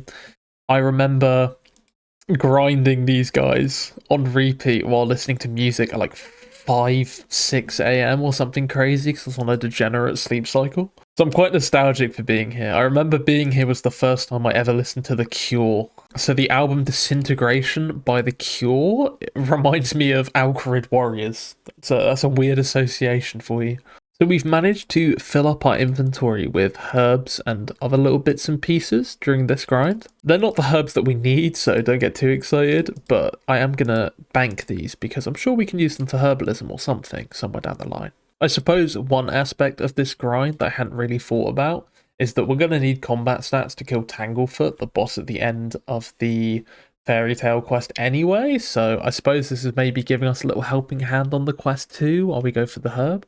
Again, it's that thing of how everything kind of ties into everything on RuneScape. It's quite cool. We're getting some pretty good herb drops, by the way. This is the third Ranar that we've gotten. Obviously, it's going to be a little while until we have the herb lore level to do anything with these weeds, but they're used in prayer pots, so we're bound to get quite a bit of mileage out of any that we get. Oh, there we go. That is the first of the herbs that we need, the Grimy Avanto. Funnily enough, that's actually the rarer of the two. But now we have that, all we need is the Irit Leaf, and we are all done here. So far, we've got on to level 36 strength here. It'll be interesting to see what we end up having by the time we're done with this grind. Oh my god, and only a few kills later, we got the Grimy Irit Leaf. I didn't even get a level up since I last spoke to you guys. Okay, well that's us done here at the Alcarid Warriors for now. I say for now, it's probably permanent. I can't really see us coming back here anytime soon. I said anytime soon. I'm so used to grinds being open-ended. We're done. I don't think we're ever going to fight those guys again. So now the last item we need is a blue dragon scale. While we can safe spot blue dragon, so it's not that scary, I am worried about getting blown up by their dragon breath before I have a chance to safe spot. And as an early game Ironman, there's only one real option for fire defense, and that is the anti-dragon shield, which means that we're going to have to go do the Dragon Slayer quest. This is, of course, a very iconic and classic RuneScape quest, and we're finally going to go get it done. So we actually have the nails and planks that we need for this quest already, thanks to Temporos, but there are a few other little quest items that we need to quickly run around the map and grab. One of the things that we need is silk, so I'm going to run over to the silk merchant here in Alcarid before we do anything else and grab one silk. That's that sorted. Now I need some soft clay so that we can make an unfired bowl. The only hard requirement for this quest, other than the items, is of course 32 quest points. But luckily we already have that sorted from all the little quests we've been doing, just getting stuff done on the account. So we've got 1 clay, and now I need to work out where we can find a pottery wheel. Looking like the easiest one for us to get to is going to be up in Barbarian Village. So let's go and do that now. So here's the pottery wheel. I think we just need to do this. Oh, it seems we got hard clay from that rock. I didn't know that was how that worked. I'm not going to lie to you. So I'm going to run over to Edgeville, I guess, and we can quickly turn this into soft clay. I know for a fact that I have a random bucket of water somewhere in my bank, so I'm just going to use that on this. There we have it, the bucket of water. Now if I use that here, there we go, soft clay. I'm also going to grab some runes and a staff for a teleport to Farador. We need to go and buy a Wizard's Mind Bomb, which we can get from the Rising Sun Inn in Falador, apparently. Okay, so now we can actually use the Potter's Wheel. And I've got to find the unfired bowl. That'll be this one here, right? Yep, there we go. That's one unfired bowl. Now we're going to grab a little Falador teleport and run over to the inn. Right, there we go. There's a Wizard's Mind Bomb, which I am going to swap left click to use so I can't accidentally drink it. Now there is only one more item that we need for this quest, and that is a lobster pot. I might as well also pick up the construction gear that we need. I'm going to grab some mind runes while we're here as well, because apparently we need a mage weapon at some point. I don't actually remember why we need that, but I will grab them, because then we can cast Wind Strike. We also need Telegrab, but we've got enough for that already. I'm just going to run down to Port Sarim and hit the fishing shop to grab a lobster pot, and then we should be ready to start the quest. There's our lobster pot, so now we can start the quest. I don't think we actually need to finish this quest to have access to an anti-dragon shield, but I'm thinking I might as well do it. If we're starting the quest, why not finish it? It is an iconic early game milestone, and there isn't really any harm in quickly banging it out. It doesn't take too long. I also kind of forgot that in order to equip a rune plate body, we need to have finished this quest. Now we have a rune plate body in the bank that I got from Temporos, so I'm glad we're doing this now. It means that as soon as I hit level 40 defense, we can slide right into that bad boy. So I just saw a guy run by that was in full adamant armor, and it made me realize that we could go and quickly cop an adamant plate body and some legs over in Valamor. So I'm going to go do that now. I think we've got enough good food that it's not exactly necessary for this quest, but it'd just be nice to have. We're probably going to be below 40 defense for a little minute anyway. So we're just going to pop up here to our old friend, the Fortis Blacksmith. There's one adamant plate leg and one adamant plate body. Cool. That's a nice little upgrade, and we can use that now as we've got to run over to a maze in Rimington. Now, I think our best method of getting there would just be to use a Falador teleport. I'm kind of feeling weird about using teleports as our lore rune stack gets smaller and smaller, but I'm sure we can live. It seems we actually need to go to Ice Mountain first as well. The quest helper bugged out a bit. Though while we're here, I'm going to quickly buy a house. That means that we will have free teleport to, I think, Rimington is where it starts out. Well, not free teleport, but we can teleport there using teleport to house a little bit down the line.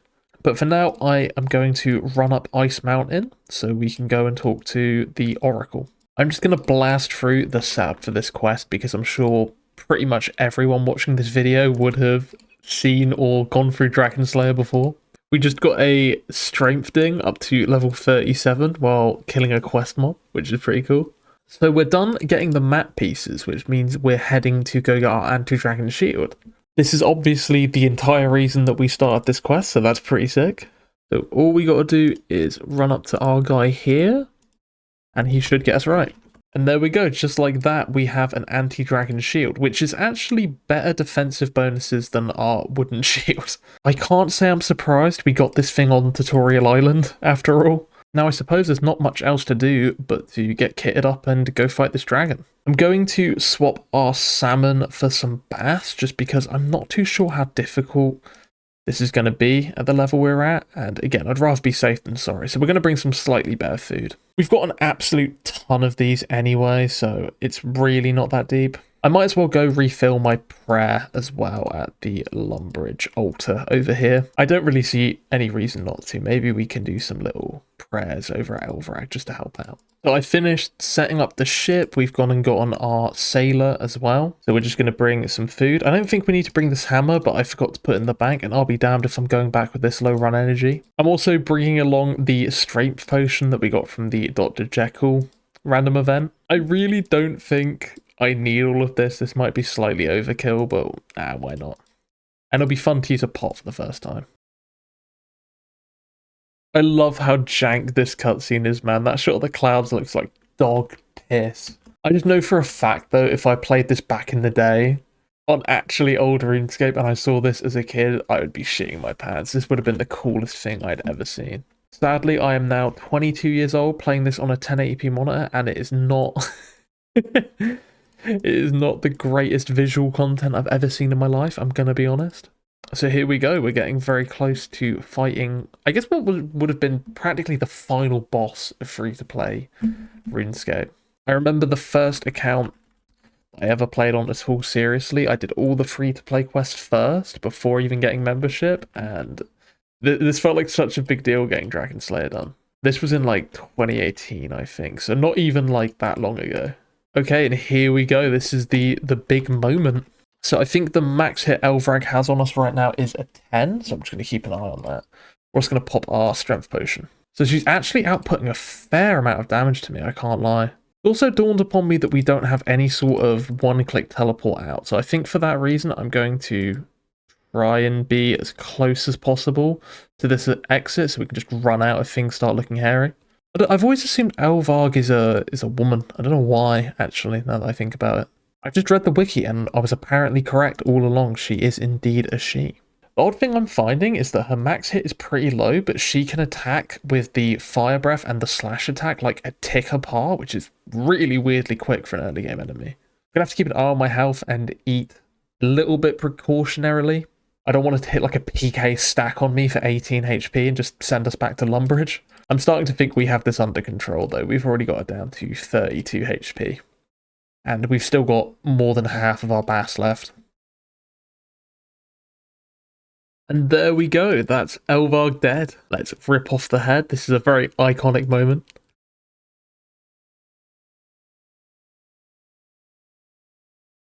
And now we need to go back to Edgeville, but I fully forgot to bring any method of teleport, and our home teleport's on CD, so that's awkward. I suppose our best option is to fishing trawler TP. It's right next to a bank, so we can just grab our Chronicle and then run up to Edgeville. So that actually was a bit harder than I thought it would be. I kind of assumed we would completely breeze through that encounter, but I also wasn't sure of that, and I'm glad I wasn't, because we did end up having to go through quite a bit of food in the end. Either way, we've lived, we've done it, and now we can finish the quest. I'm going to grab my Graceful and my Chronicle, and we should be all good. Now we can teleport to Varrock and just run up to Edgeville. And there we go, that's Dragon Slayer 1 completed. Again, as a member, 2025, not really as impressive as it maybe once felt, but I'm still happy we've got it done. It's part of every account, you know. You've got to do Dragon Slayer, it's too iconic. And with that done, we can finally go and get our Blue Dragon scales and finish up Fairy Tail Part 1. I am curious to see how many levels we get out of this strength and defense XP though, because that's actually quite a lot. I didn't remember it being quite this much. Let's see. So there we go, that's level 42 strength. That's quite a few levels. That's what, 6 levels we got just there? 5. No, 5, because we leveled up while doing the quest. But still, that's pretty good. That's quite a good bit of XP. And that's also level 38 defense, which is 8 levels, which is quite crazy. That puts us 2 levels off of being able to use our rune armor. So that's a very nice little upgrade for the account, and hopefully now with level 42 strength, level 41 attack, we should have no problem with Tanglefoot at the end of Fairy Tail Part 1. Okay, let's go get this Blue Dragon scale then. First of all though, our stats are looking a little bit low. I have an idea. So it turns out that we can make a Ring of Dueling with only level 27 magic. We only need this spell. Oh, let me actually equip my staff of air. There we go. And just like that, we now have a Ring of Dueling. And this doesn't actually have any stats on it, But what we can do is we can click on it to go to the Ferox Enclave. And one thing I hadn't thought about is that we can use this as a really good one-click TP. Now, if you run over here in the Ferox Enclave, you can drink from this pool of refreshment, and it fully refills all of your orbs up here, as you can see. That's really useful. Anyway, I'm going to go and get my gear together to kill a blue dragon, and then we're going to use the birth rope games room teleport and run down to Tavali, because I think it's probably our best option. So I think our best option is to use Water Strike on these guys because they have a 50% weakness to water spells thanks to the elemental changes. We're of course also going to bring an anti-dragon shield to help with the dragon fire. I'm also going to bring our Ring of Dueling, so we have a one-tick teleport that I can just click on over here nice and easy. And of course, I'm going to bring plenty of food. But I've also grabbed my Chronicle and some coins because we're quite low on mind runes. And I'd really prefer not to run all the way to the dragons and then realise we don't have enough runes for a kill. You'd hope that 70 runes are enough for a kill, but you can never be too safe, you know. So we're just going to pop over to Aubrey here and pick up a mind rune pack. I'm actually going to buy 2, because why not? Okay, there we go. Let's just head on over to birth rope now then. Wait, I should probably bank my cash stack. I don't really feel like risking my entire bank. Okay, now we can head to birth rope. Now we're going to turn on our true tile indicator as well. You might have noticed I like popping that on any time we're doing any sort of dangerous combat really, just because knowing and having kind of better control over your positioning can be really helpful for even just setting up safe spots and things like that. So let's just run down to the Tavali dungeon. Now we could have, of course, teleported to Falador and then ran over here, but I'd prefer not to use a lore rune if we can avoid it right now. So here we are. Let me just swap my spell to Water Strike so we're ready when we get there. And I can't use the obstacle pipe just yet, so we're going to have to run a decent way through the dungeon. I'm going to walk past the lower level enemies just to make sure that we have run energy to run past anything actually scary. So just here we can squeeze through this loose railing, which actually will save us a bit of time. However, it's going to drop us right in with the lesser demons, which is difficult. So I'm going to keep a finger on my fish. Oh, and the gate is locked. I forgot that was a mechanic. Shit, let's run back out. Okay, I forgot you need to get a key. How do you do that again? So I kind of forgot about this step. We need to come down here to the Black Knight's base and free a guy called Velrak the Explorer, and he'll give us a key that we can use here in the dungeon. So let's just go and do that. I think the enemy we need to kill to free him is relatively weak, so we shouldn't really have much of a problem. Let's go and find our Explorer. He's in prison, so I'm assuming he's going to be over here. I'm seeing metal bars. Probably a safe assumption to make. Yeah, there we go. I just need to kill this jailer here. I wonder if I can safe spot him. Yeah, I can. Cool. And once we've done this, we should be able to come in and talk to this guy, and he will give us the key. I might as well swap to Wind Strike, because I'm assuming that this random dude isn't weak to water, and it would just save us some runes. Let me actually change it. Okay, there we go. That gets us the jail key. And then we can just open this door up. Wait, let me use the key on it first. There we go. Now we can talk to Velak. So we ask him very nicely for the key, and we've got the dusty key just like that. I think we can drop this jail key now. It doesn't seem important. Now we've just got to sprint on back to the blue dragon door, and we should be able to pop open now. So it looks like somebody is already in the safe spot, but that's all good. We can just run over there, get to safety, and then hop worlds. Now we can, there we go, we can open that door, and I can run on over to this tile, I believe, is the safe spot. Yes, it is. So I'm just going to mark this tile, and then we're going to hop world so we're not poaching this guy's kills. And without further ado, let's kill us a blue dragon. Now, this spot might be useful later because we can, of course, use it to get dragon bones, which we can then use at the Ectofunctus. Or, I suppose, the Chaos Altar, but I'm kind of scared of the Wildy, I won't lie to you. We haven't died yet on the account, and it would suck to get PK'd for some dragon bones, you know? Either way, if we need prayer XP, this is probably where we'll come. At least until I have the AFK method worked out. But for now, there is the blue dragon hide and some dragon bones. And there's level 45 magic, which gives us teleport to Camelot, finally. I thought I've had it and messed up so many times because of it. I've decided that we're just going to set up camp here and do an inventory of dragon bones, because why not? Might as well just burn through these water runes that I have here. We're going to have to waste some bass, but we've got so much of it in the bank that I'm not that torn up over it, to be honest with you. That dragon did drop us some more water runes, though, which was very lovely of him. Oh, we just got a banger drop. Hell yeah, we just got a mithril axe drop. That's going to help if we need to do woodcutting at any point. I mean, we can use adamant axes now, but that's still an upgrade over our steel one that we've been rocking with for a while now, so I will take that very happily. Okay, I think that's going to be our last blue dragon kill for now, because I'm not sure I have mind runes to finish another kill, and I don't want to use up runes if we can't finish a kill, you know, it seems kind of pointless. So now it's time to actually go and finish this quest. I'm going to teleport out with my ring here, and go to Ferox Enclave again, just because there's a bank nearby, and we can deposit all of this lovely stuff that we've got on here. I really need to sort through my bank at some point, because this is quite appalling, but I'll maybe do that in a bit. Now, one part of this I admittedly just forgot about is we need to go and get our herbs cleaned in Nardar down in the desert. I'm just going to grab all the items we need and then teleport to Mauritania, so as soon as we're done in the desert, we can just continue on with the quest. So I guess I'll just use my Lumbridge home teleport and take the very long run down into the desert.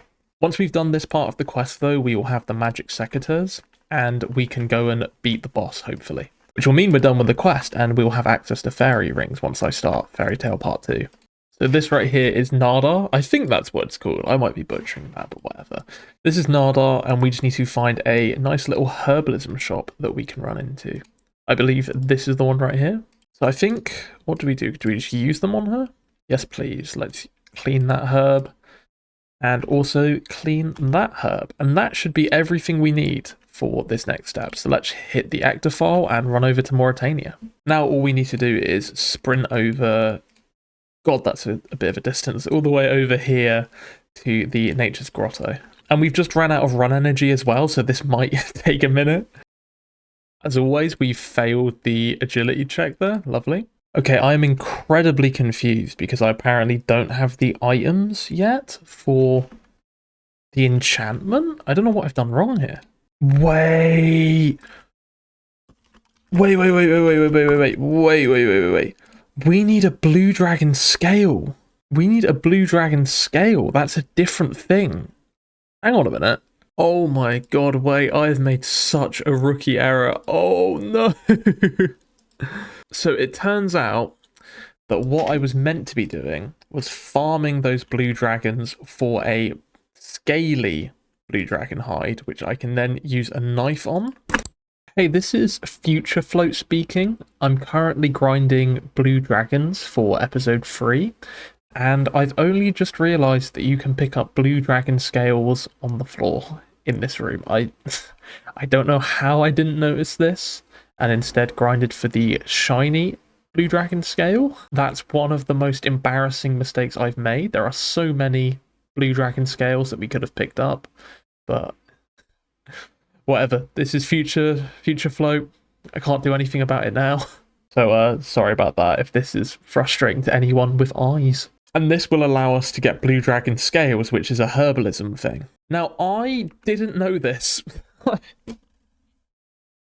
I didn't read the quest dialogue.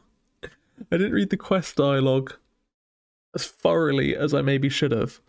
Oh, okay, that's fine. That just means we need to go back and do some more blue dragon kills. The herbs are correct, so I'm happy we've got the herbs. And to be honest, I'm not that bothered, because this means that we get to train our magic on the blue dragon some more and also get some more bones. And maybe by the time we're done, if we go dry enough, I'll have enough bones to get level 43 prayer at the Ectofunctus.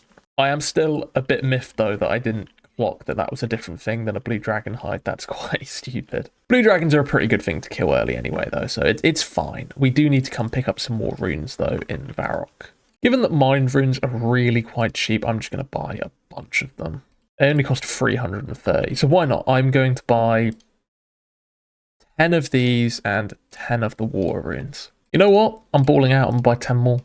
I've got no issue with going back to the agility pyramid if we start running low on money, so I don't mind spending a good amount. So I guess there's nothing more to do than to suit up and go do some more runs of those dragons. I'm just going to use the Birthright Games teleport again. Now the drop rate on this scaly blue dragon hide that we need is 1 in 50, which means we could potentially be looking at a good few runs of this. But again, I'm just going to bank the bones regardless, and we'll get some good prayer XP no matter how long it takes. This has turned into a bit more of a grind than I thought it would be, though. I honestly never knew that this quest was such an undertaking for Ironman, you know, like as a main you just see that list of items and run to the GE and be sorted, essentially. There's quite a bit more that goes into this than I was expecting. It'd be so nice to have the agility shortcut here to get us right into the blue dragons, but I think going and getting 4 agility levels up to 70 just for that one shortcut that's too inefficient even for my liking. And here we are, this is going to be home for a little bit now. Oh, our good friend Dr. Jekyll has just spawned in and given us another lovely little strength pot. And that made me step out of the safe spot for some I don't know what I was doing there clicks-wise. Oh, we just got the scaly blue dragon hide drop already. That's really good. That's what we needed all along. I'm going to finish off this inventory though, because I might as well get a few more bones while I'm here. We just got 46 magic, so I'm happy I've stayed here. Alright, and that is 1 full inventory, so I'm not going to do any more for now. Maybe we'll come back here for prayer training at some point, but for now, we're going to go finally finish up the quest. I'm going to teleport to Ferox Enclave again, just because it's very close to a bank. And we need to get ready to do the Mauritania run again, very fun. We need to use our knife on the blue dragon hide to make dragon scales, but I guess we'll have to go do that in Port Phasmatis, maybe? Alright, so I think that's everything we need. Let's head over to Mauritania. Now I'm going to quickly run into Port Phasmatis because we don't have to pay the toll anymore following Ghost Ahoy. There we go, very lovely. And hopefully the bank here will let us create our little scales. I'm hoping it has no like special properties given that it's a bank with ghosts in it. I don't know. Alright. Cool, there we go. That's 50 blue dragon scales. I'm just going to drop these off and bring the one that we need, drop off our knife, and run over to the Nature's Grotto again. Oh, fuck me. Okay, so I forgot our secateurs. That's kind of important, given it's what we're enchanting. Thankfully, I realised this before actually getting to the grotto. I also need a Ghost Speak amulet, so I forgot a few things, but we're pretty close to Canathis, so I'm not too stressed. Okay, let's actually go and do the quest step now. God, this has been a long time coming just for this one quest. I kind of thought I'd get Lost City and Fairy Tale done like yesterday evening, but I ended up working on them for like most of the evening and then had to go to bed. Alright, will I actually succeed at the agility check for once? Let's see. Oh, no. There we go. I have no idea at what level it becomes consistent, because I feel like 66 should be utter overkill. Anyway, hopefully he will actually say he can do it now. Oh, thank God. Okay. I was so nervous after the whole blue dragon scale debacle. Cool. Now we can home tele back to Lumbridge and get ready to go finish this quest. So I'm going to quickly kit up for the Tanglefoot fight. I'm hoping that we can beat him. I'm not super certain, but maybe. I'm starting to think that we maybe should track down a better shield at some point, because rocking up to this fight with the Dragon Fire shield, or the Anti-Dragon shield, sorry, seems a little bit ridiculous. Hopefully we can get lucky and kill this guy. I mean, we have some quite good food for the point in the game we're at. Which reminds me, at some point I actually need to go and cook up the rest of that food that we got from Temporos. I've got a lot of fish just sitting in the bank. Alright, here we go. We're going to head to Zenarius. And now we just need to run over to Tanglefoot. Luckily, we can take the lovely agility shortcut here. Here we go. And there's our guy Tanglefoot, level 111. That's kind of scary. I've realised I forgot to bring a one-tick teleport. That's kind of scary. That means I am just going to have to run away if things get hairy. I'm going to have a look, though. So Tanglefoot's max hit is 12. I'm just going to have to keep an eye on my health bar and not let it drop below 13. Hopefully we can kill this guy. Let's see. He is doing quite a lot of damage. Worst case scenario, we just go back to a bank and get more food and try again. Maybe try and get some better gear, who knows. But hopefully we can kill this guy, even though it's looking like it might take a little while. I suppose there's not really much harm in trying to prayer flick. I think we've got this in the bag, definitely. Please ignore how rusty my prayer flicking is at the moment. I haven't had to do it in a little while. Okay, he's low enough. I'm just going to let our prayer run and not try and flick. There we go, we managed it, and we've got quite a bit of Bass to spare. Hell yeah, that means we should be able to access fairy rings now, I think. I don't think there's any complications with starting fairy ring part 2 as an Ironman. I think we should be able to do it now. So there we go, that is Fairy Tale 1 completed. We get some farming XP, some attack XP, oh, and some magic XP as well. Let's see what levels we get. So we do get an attack level, that's very nice. And we also get 17 farming levels, that's crazy, I was level 1. Okay, now it's time to go and start up Fairy Tale Part 2. Let me go to use the bank quickly though. I'm hoping we can use the bank here without having finished Fairy Tale 2. Guess we'll have to see. Okay, tight, we can use the bank here, lovely. So now we need to head back to Draenor. So I'm going to use a Lumbridge Telly here. We've only got 3 lore runes left, but I don't think it matters. Hopefully we should be all good. So we need to wait 5 minutes after originally talking to Martin to be able to continue the quest for some reason. Very odd feature. I'm going to use that as an opportunity to clean up our bank though, because, you know, 5 minutes downtime, there's a bank right here, might as well. Now, one feature I only recently found out about that can be quite helpful. If you come over to the wise old man here, skip through his dialogue, you can ask him to check for junk items in your bank. And then he can tell you if there's anything that you don't need. I'm going to remove the pigeon cage, but I'm going to keep the bed sheet because I find the bed sheet very funny. Okay, I've made some progress on cleaning up the bank. It's still not perfect, but it's a bit better. And now we can come and talk to Martin again. Now I just need to run back to the Zanarius shed thing, and we should be able to use fairy rings. You need to do a few steps of the quest first, but we should be able to get it with minimal effort. Okay, I think we now have full access to the fairy rings. I'm just going to run over and make sure I'm not missing anything right now, but I think that should be it for us. Ah, so this one works. Okay. Now, what is the code for the Valamor Savannah? I have no idea what I just did. It is AJP. Can we use that one? Yes, we can. All right, cool. That's us sorted. We don't need to do the quest anymore. Obviously, at some point, I'm going to come and finish this quest for the quest cape, but oh my god, that is so big. We have fairy rings unlocked, something I probably should have done a bit earlier. That's such a massive upgrade to the account, it's actually a little bit crazy. We finally have a transport method that isn't like home teleports and games teleports. That's so good, man. Having said that, I'm now going to minigame teleport to Fishing Trawler because it's nice and close to a bank. Now, I'm really stoked about having fairy rings unlocked because, as I mentioned, this unlocks an AFK training method for us, or at least easy access to it. Obviously, having transportation is just going to make so many things easier, and we're going to be using the hell out of those things for the entire account. For now, though, I want to go on a quick errand run to Valamor. So we are going to come over here because you can charter over to Alderaan? Alderaan? Who knows? Okay, either way. We can charter over here. A little bit expensive, but it's all good. And there are a few very interesting things in this portion of the map. Well, it's not actually about this area of the map. The more important part is Mistrock down here. So here, there is a very, very good spot for Ironman. This is the shield shop that we're outside of just here on the map. Now, there are 2 things of note that we want here.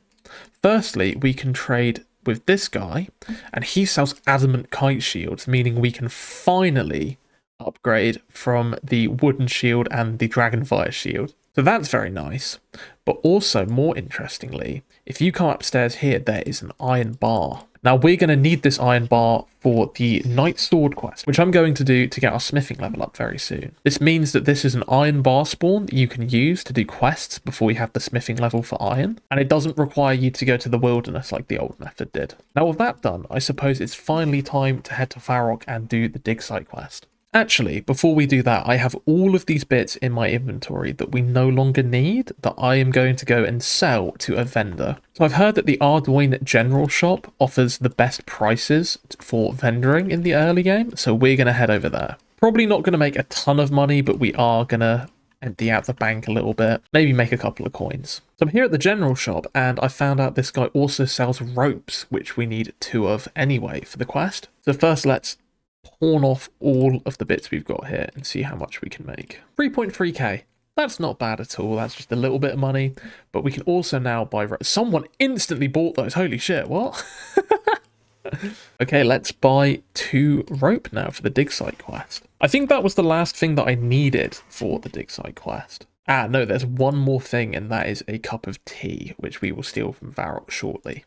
Let's run to the bank and grab our Chronicle and head over. So I believe this is everything that we need for the quest in our inventory here. Let's just teleport to Varrock and steal the cup of tea, which is the last thing we need. So here is the tea stall in Varrock, which I quickly need to steal a cup of tea from.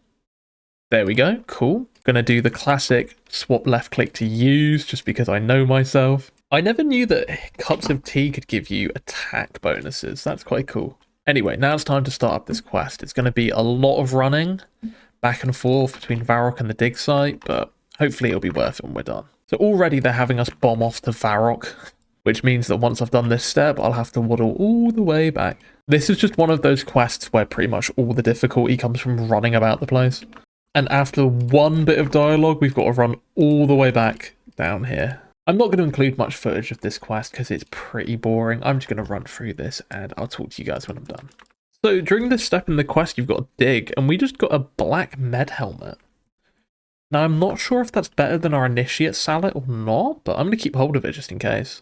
So it's taken so long to get the item we need from digging here that we actually just got a mining level from it, which is crazy because you get 8 XP per dig. I'm really not happy with this state of affairs, but whatever, we got to level up. I suppose we can't complain too hard. Okay, now after a lot of faffing about, I believe if we use this stone tablet here on this fella here. There we go. That's the dig site quest complete. That's 33 mining, that's very nice, and we also got a few herblore levels out of it, quite a few herblore levels, so I'm happy about that. With that done, we can now go and do the Knight Sword quest to get our smithing level up for our mining and smithing grind as well. I didn't notice, however, that we actually need 2 iron bars for this quest, not 1, so I'm going to head back to that spot I showed you on Valamore and go and grab another. We're also going to have to do some baking for this quest in order to get some red berry pies. At the time for the moment of truth, is my black med helm better? No, it most certainly is not. Okay, that's getting sold at some point then. So we've used the fishing trawler teleport to get back here, and now I'm just going to take the charter ship and run on over to that iron bar spawn for a second time. So there we go, that's our second iron bar. We're ready for the quest now.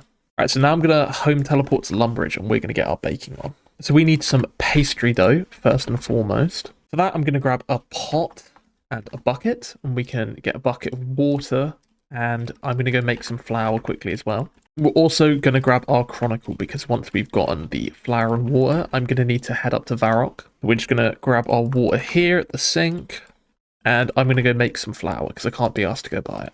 I'm just going to run up here to the mill, just like we do in Cook's Assistant. So there's our flour, and if I combine the 2 of these, we should be able to make a pastry dough. There we go. The next we need some red berries and a pie shell, and we can get both of those by teleporting to Varrock. Sorry, a pie dish, not a pie shell. So there is our red berries. And now, according to the wiki in the Varrock Palace, we can also pick up the pie dish that we need. So here we are in Varrock Palace, and there is the pie dish. So I'm just going to pick that up. Combine our pastry dough with our pie dish, make a pie shell, stick some red berries in, and now it should be ready to cook. Let's try that. And there we go, 1 red berry pie ready for the quest, which I am going to do the swap left click on because, again, I am well aware of what I can be like. So now we've got everything we need for the quest, but I've got to head out to the gym in a minute. So I thought, why not go and show you guys the AFK spot we're going to be using, and I'll just set myself on it while I head out. So what we're going to need for this is our Drayman staff, which we of course already have. I'm going to grab our combat gear as well. Now we shouldn't need food for crabs, but I'm going to bring a few pieces of salmon just in case. Now I'm going to teleport us to the Arduin Monastery. We're probably going to do this a lot for access to fairy rings, because if we teleport here, we can just run right over here, and as you can see, there's a lovely fairy ring there. Let's just hop here. I think our last destination is the Savannah. Yes, it is. Lovely. So now we just need to run south to the shore. So the reason I wanted fairy rings to do this is, in case you can't tell, is that coming all the way from up here in Fortis would take quite a while, but this is just fairly close by. We can just run right down here. And as you can see, plenty of sand crab spawns. Let me actually equip my sword. And this is the spot. So anytime I need to go AFK or head out of the house or anything, I'm just going to sit us down here and get some levels. And that's what I'm going to do for the time being until I'm back from the gym. All right, I'm back and I'm ready to do the Night Sword. Not only did I AFK at Crabs for a little bit after I left for the gym, but when I got back from the gym, I decided to play some TF2 with my friend Hal.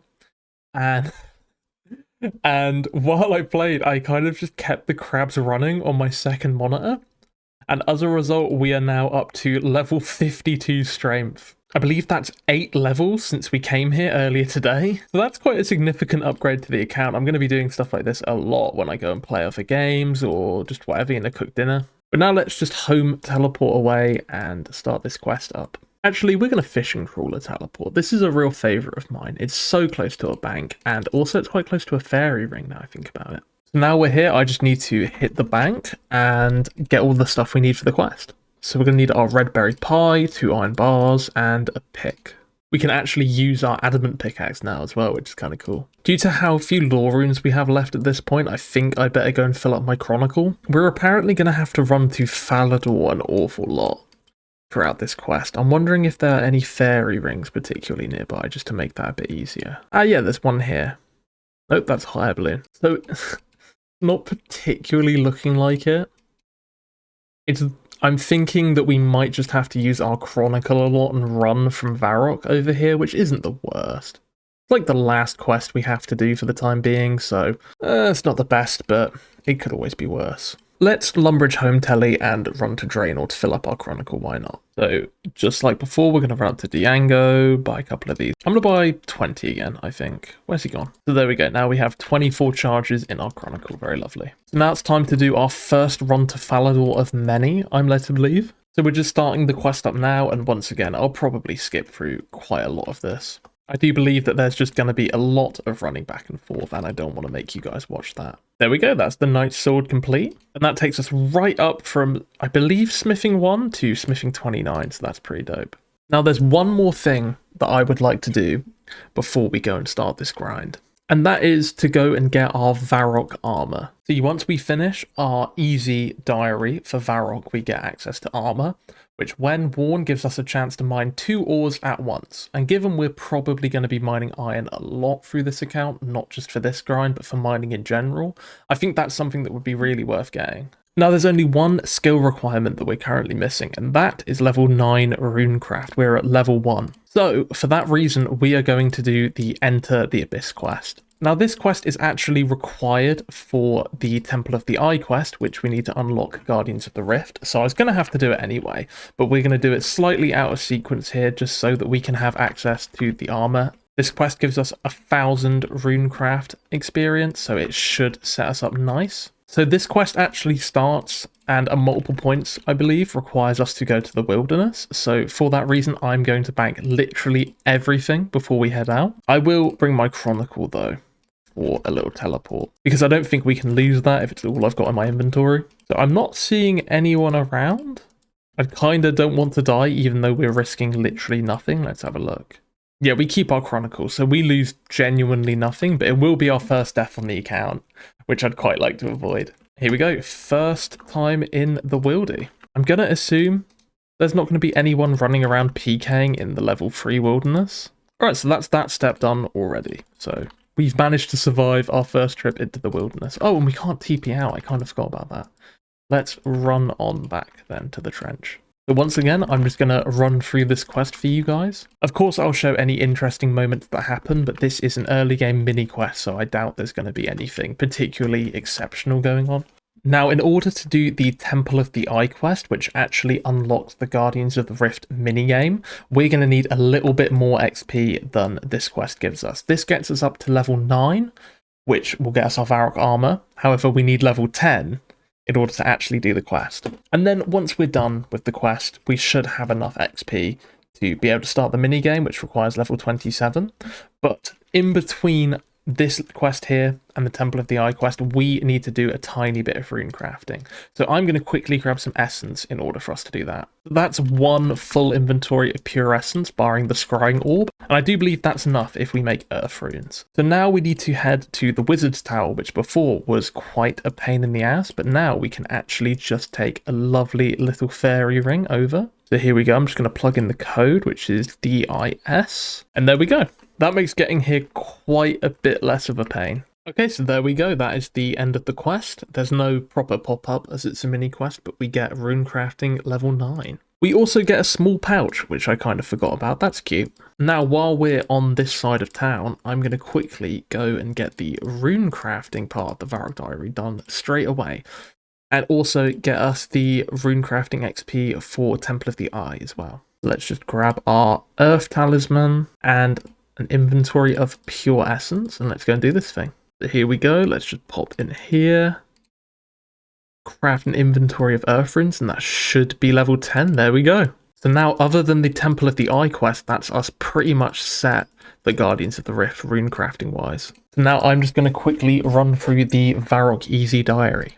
So here's an aspect that I forgot of this. We need to get kudos from the museum. Now, I can't exactly remember how you get kudos, but I think we can just do some bits in the museum to get ourselves sorted on that front. So one thing I know that we can do is we can pop upstairs and we can answer questions about quests that we've done to get some kudos. Now, if I just spacebar through all of these, we will get a couple of bonuses from this. So that's 20 kudos just off the bat. Now I need 30 more somehow. So down here in the basement, we can also do the natural history quest, which should give us a good amount of kudos and also some Slayer and Hunter XP. So all you have to do is click through these questionnaires. If you have the quest helper, I believe it's the quest helper, it will actually show you the answer as well. There we go. I think that is all of the displays done. So if we come up and talk to Orlando here, we should get some levels. There we go, level 9 Slayer and level 9 Hunter, both from level 1, so that's quite sick. Now we need 50 kudos, which means that last but not least, I will do some fossil cleaning. That's all of the display cases that we can do here. That's 98 kudos. I think we should only need to do maybe one more quest that will allow us to do the little quest thing upstairs. We can talk about our quests and get kudos, and we'll be able to do Bon Voyage, which is sick. And also we can hand in all of these arrowheads and chipped faces and that over here at the storage crate. And there's a chance we'll get something good. We've got some big bones, which is kind of cool. I think we're going to wait until we've actually done Bon Voyage to grind for the dig site pendant though. Now I'm just going to talk to Curator Haig Halen. And just like that, we have finished another step of the diary.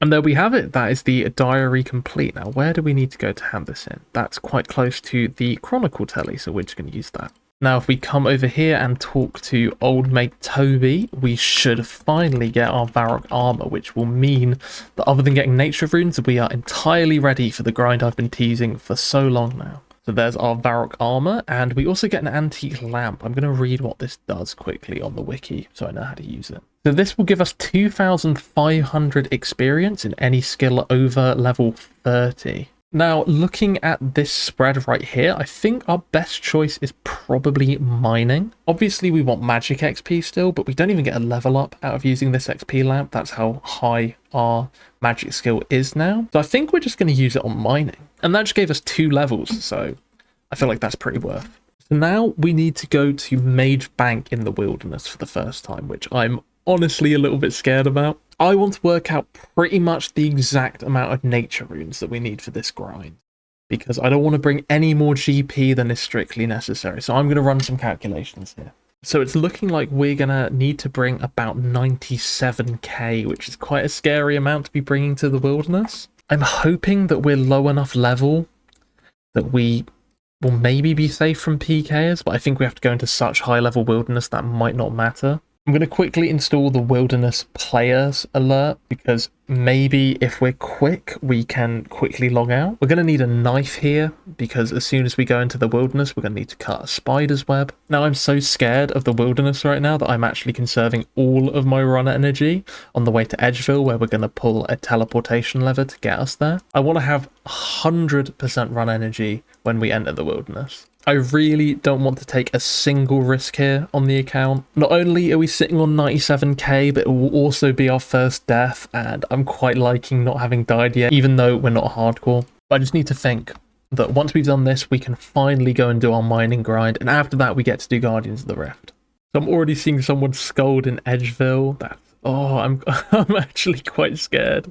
So I'm just hopping to the lowest population UK realm that we can access as well, just to maybe slightly decrease the chances that there's someone here waiting for us. All right, here we go. This is the moment of truth. Yes, I'm brave.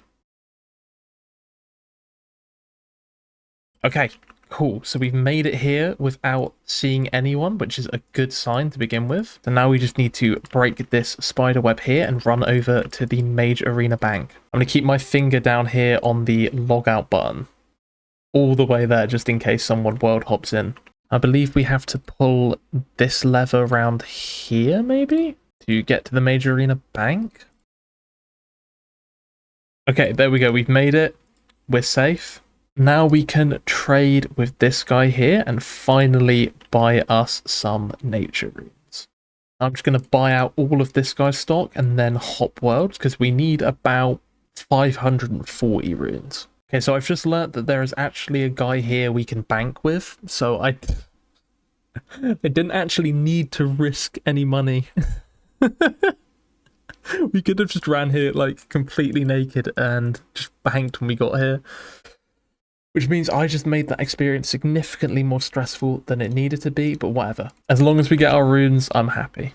So there we go, that's 540 nature runes. That's quite a significant dent in the cash stack, I will say. I'm not exactly stressing though, because that means we can now unlock so much stuff on the account. Luckily, we can teleport out of here, so we might as well just get the items together that we need to do this grind I've been talking about for so long. So we're going to want a Staff of Air and most of our graceful gear. The graceful gear isn't really important because we're mainly going to be walking for this grind, but it doesn't hurt, does it?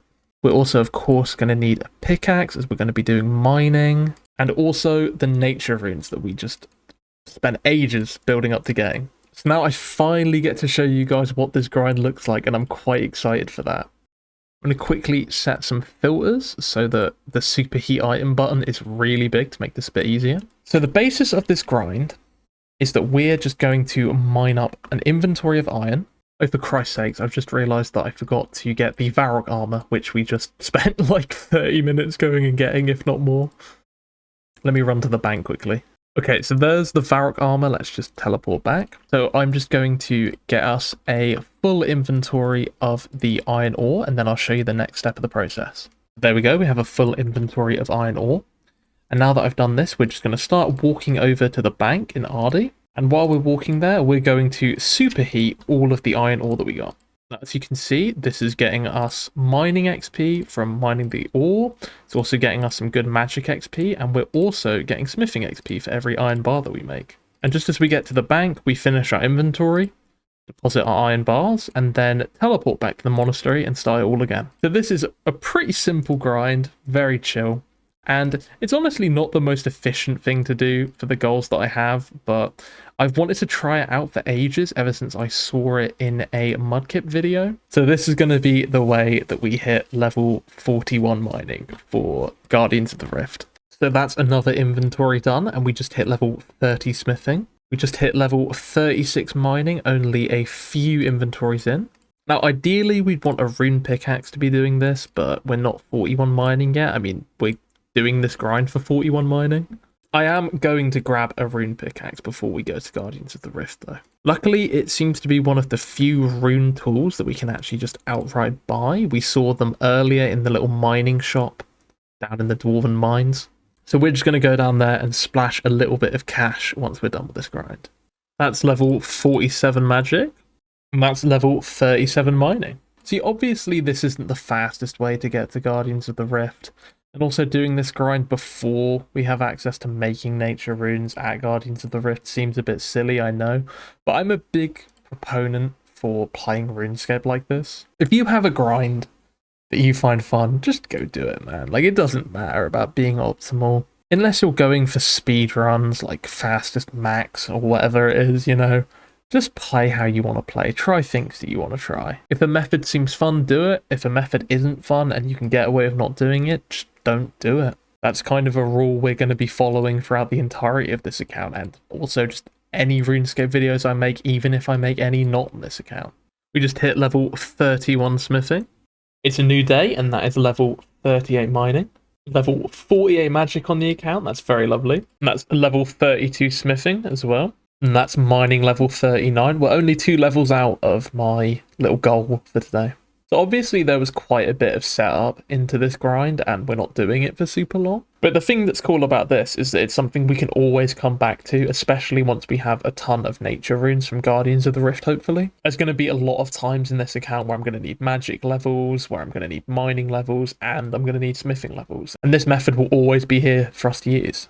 And there's 49 magic, and that's 40 mining. We're only 1 level out now. We've got level 33 smithing as well. And that's level 41, that's us done. We've still got some nature runes, a couple inventories worth. However, I'm currently 82 actions off of a smithing level and 71 actions off of a magic level. So it seems kind of pointless to do that. We won't even get a level, and I think I prefer to just sit on the nature runes, you know? So I'm just going to finish up this inventory, and then we're going to go and buy a rune pick. I do think I'll be back doing this method again at some point in the account because I was actually quite fond of it. And also now that we're 41 mining with a rune pick, if we come back and do this again, it will be significantly faster to get the inventories of iron. So that's also a nice touch. So now we need to make our way over to the Dwarven Mines. And I think I'm just going to Fairy Ring over to Edgeville and walk. I don't really want to use like a Falador teleport or anything right now. We are so low on lore runes. We go to DKR, there we go. Now we can just run on over to the mines. So we're coming back to the same spot we bought our adamant pickaxe earlier in this episode. We just have to run up here to Nermoth and trade with him. And there we go, that's our rune pickaxe. How much does it cost again? 32k. Cool. That's quite a lot, but I don't mind because that's such an upgrade to mining training, and it's going to be so useful in the Guardians of the Rift. So now the only thing we have left to do is the Temple of the Eye quest to actually unlock the minigame, and we're all set. I'm going to teleport back to Ardoyne and quickly get together the items that we need. So we apparently need a bucket of water for this quest, so I'm just going to quickly fill up this bucket, and then I think we have everything we need right here. There's a sink just here in this building, so we're going to use that. Now, one thing I had neglected to think about is that there is the PvP arena right here, and Rings of Dueling actually give us access to this really easily. I hadn't really thought about that. Anytime we needed to go to Al Kharid, I was just running over to Lumbridge, but this is a bit more convenient, especially as we won't have to spend the 10 GP to get through here, which is more of a nuisance. I'm not worried about the cost of it really, but it's just a pain to always have to run to the bank, get some money, because you know I always forget. So let's test that out now. Let's rob this, go to Emir's Arena. And there we go. Now we can run over and start the quest just over here. So yes, I'd like to start the quest, please. I've been gunning towards it for like 2 episodes now. So we actually need to go to Varrock now. So I probably could have done with bringing my Chronicle, but I'm just going to run over to the bank and grab it now. There we go. Let's teleport over to Varrock. Once again, I'm probably just going to run through a lot of this quest without really talking about it because, you know, questing's pretty boring.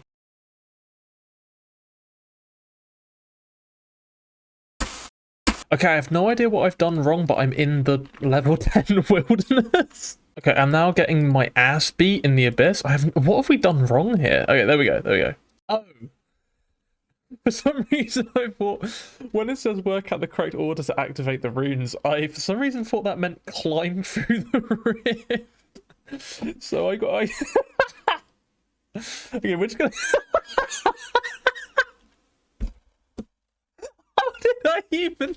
I think I saw the purple and got excited. I don't know what happened in my brain. Whatever. Well... Alright, there we go. I've actually done it for real this time. God. That was a scary moment. I think that's like the closest we've come to dying. Right, whatever. We're out of the wilderness. We're safe. I've ended up sculled though, which is you know, you play in a modern quest when they have the chat box in the middle. That's that new Jagex pizzazz right there, baby. Oh, so here we are. This is the Temple of the Eye, or I don't know. This is this is important though. This is where we're gonna be. Okay, so now we've got to do a little tutorial of how the game mode works before we can play it for real. And there we go, that is the Temple of the Eye quest complete. And hopefully that will be level 27 runecraft as well. Yep, there we go. And that is it. That's... It's been such a long time coming that I'm kind of giddy, but we've actually unlocked the ability to do the Guardians of the Rift game mode. As you can see, we've got the whole area unlocked. So now I guess it's just time for me to watch some guide videos, work out how we want to do this, and play the game mode. Okay, so here we are on a Guardians of the Rift world. This is the setup we're going to be running. We've got our rune pick, we've got our Varrock armor, and other than that, we're just rocking the Graceful. And now it's time to start this grind once the game actually starts. Let me just enter so I can have a timer. So we've got 10 seconds until the game starts. How we play this minigame is we're going to mine for fragments up until we have 160 at the start of the game. Now there's actually a chance of us getting double here, and that is why we wear our Varrock armor. There we have 160 fragments. So now we're just going to run over and turn those into essence. This also gets us a little bit of crafting XP, which might add up throughout this grind, which would be kind of cool. Got to make sure to fill up the rune pouches that we've got as well. And then all we have to do is run over and craft some runes. So we actually get to keep the runes that we make throughout this game mode. And that's one of the main reasons that it's so good.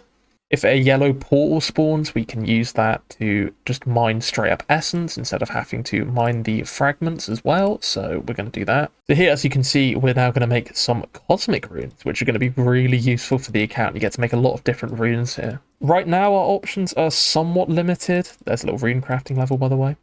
Our options are somewhat limited. Right now, there's not a ton of types of runes we're able to make, but it's just going to expand as we level up our rune crafting steadily. So for example, I'm pretty sure I can't go to the Chaos Altar yet. No, I can't. So we're going to have to go and make fire runes instead. We can't make nature runes either. But again, these will open up. So let's just go and make earth runes instead. I think after this run, we're definitely going to have to turn the entity hider off because there's so many people here. It's making my game stutter a little bit, which is crazy because it's RuneScape. And I'm just kind of doing those steps on repeat until we finish the game. And just like that, that is one game of Guardians of the Rift done. And just in that one game, we got 3 rune crafting levels.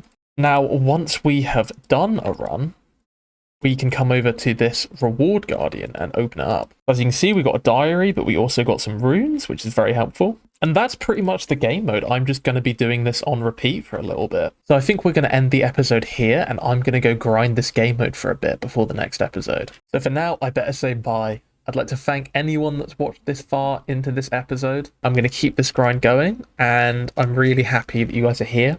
And if you'd like to keep watching this series and see as it comes out, maybe hit that subscribe button. Also consider leaving a like if you've enjoyed this video, just because it helps me out a little bit, you know. But no pressure, you do you. Until next time, take care of yourself, take care of others, and have fun out there. Bye guys.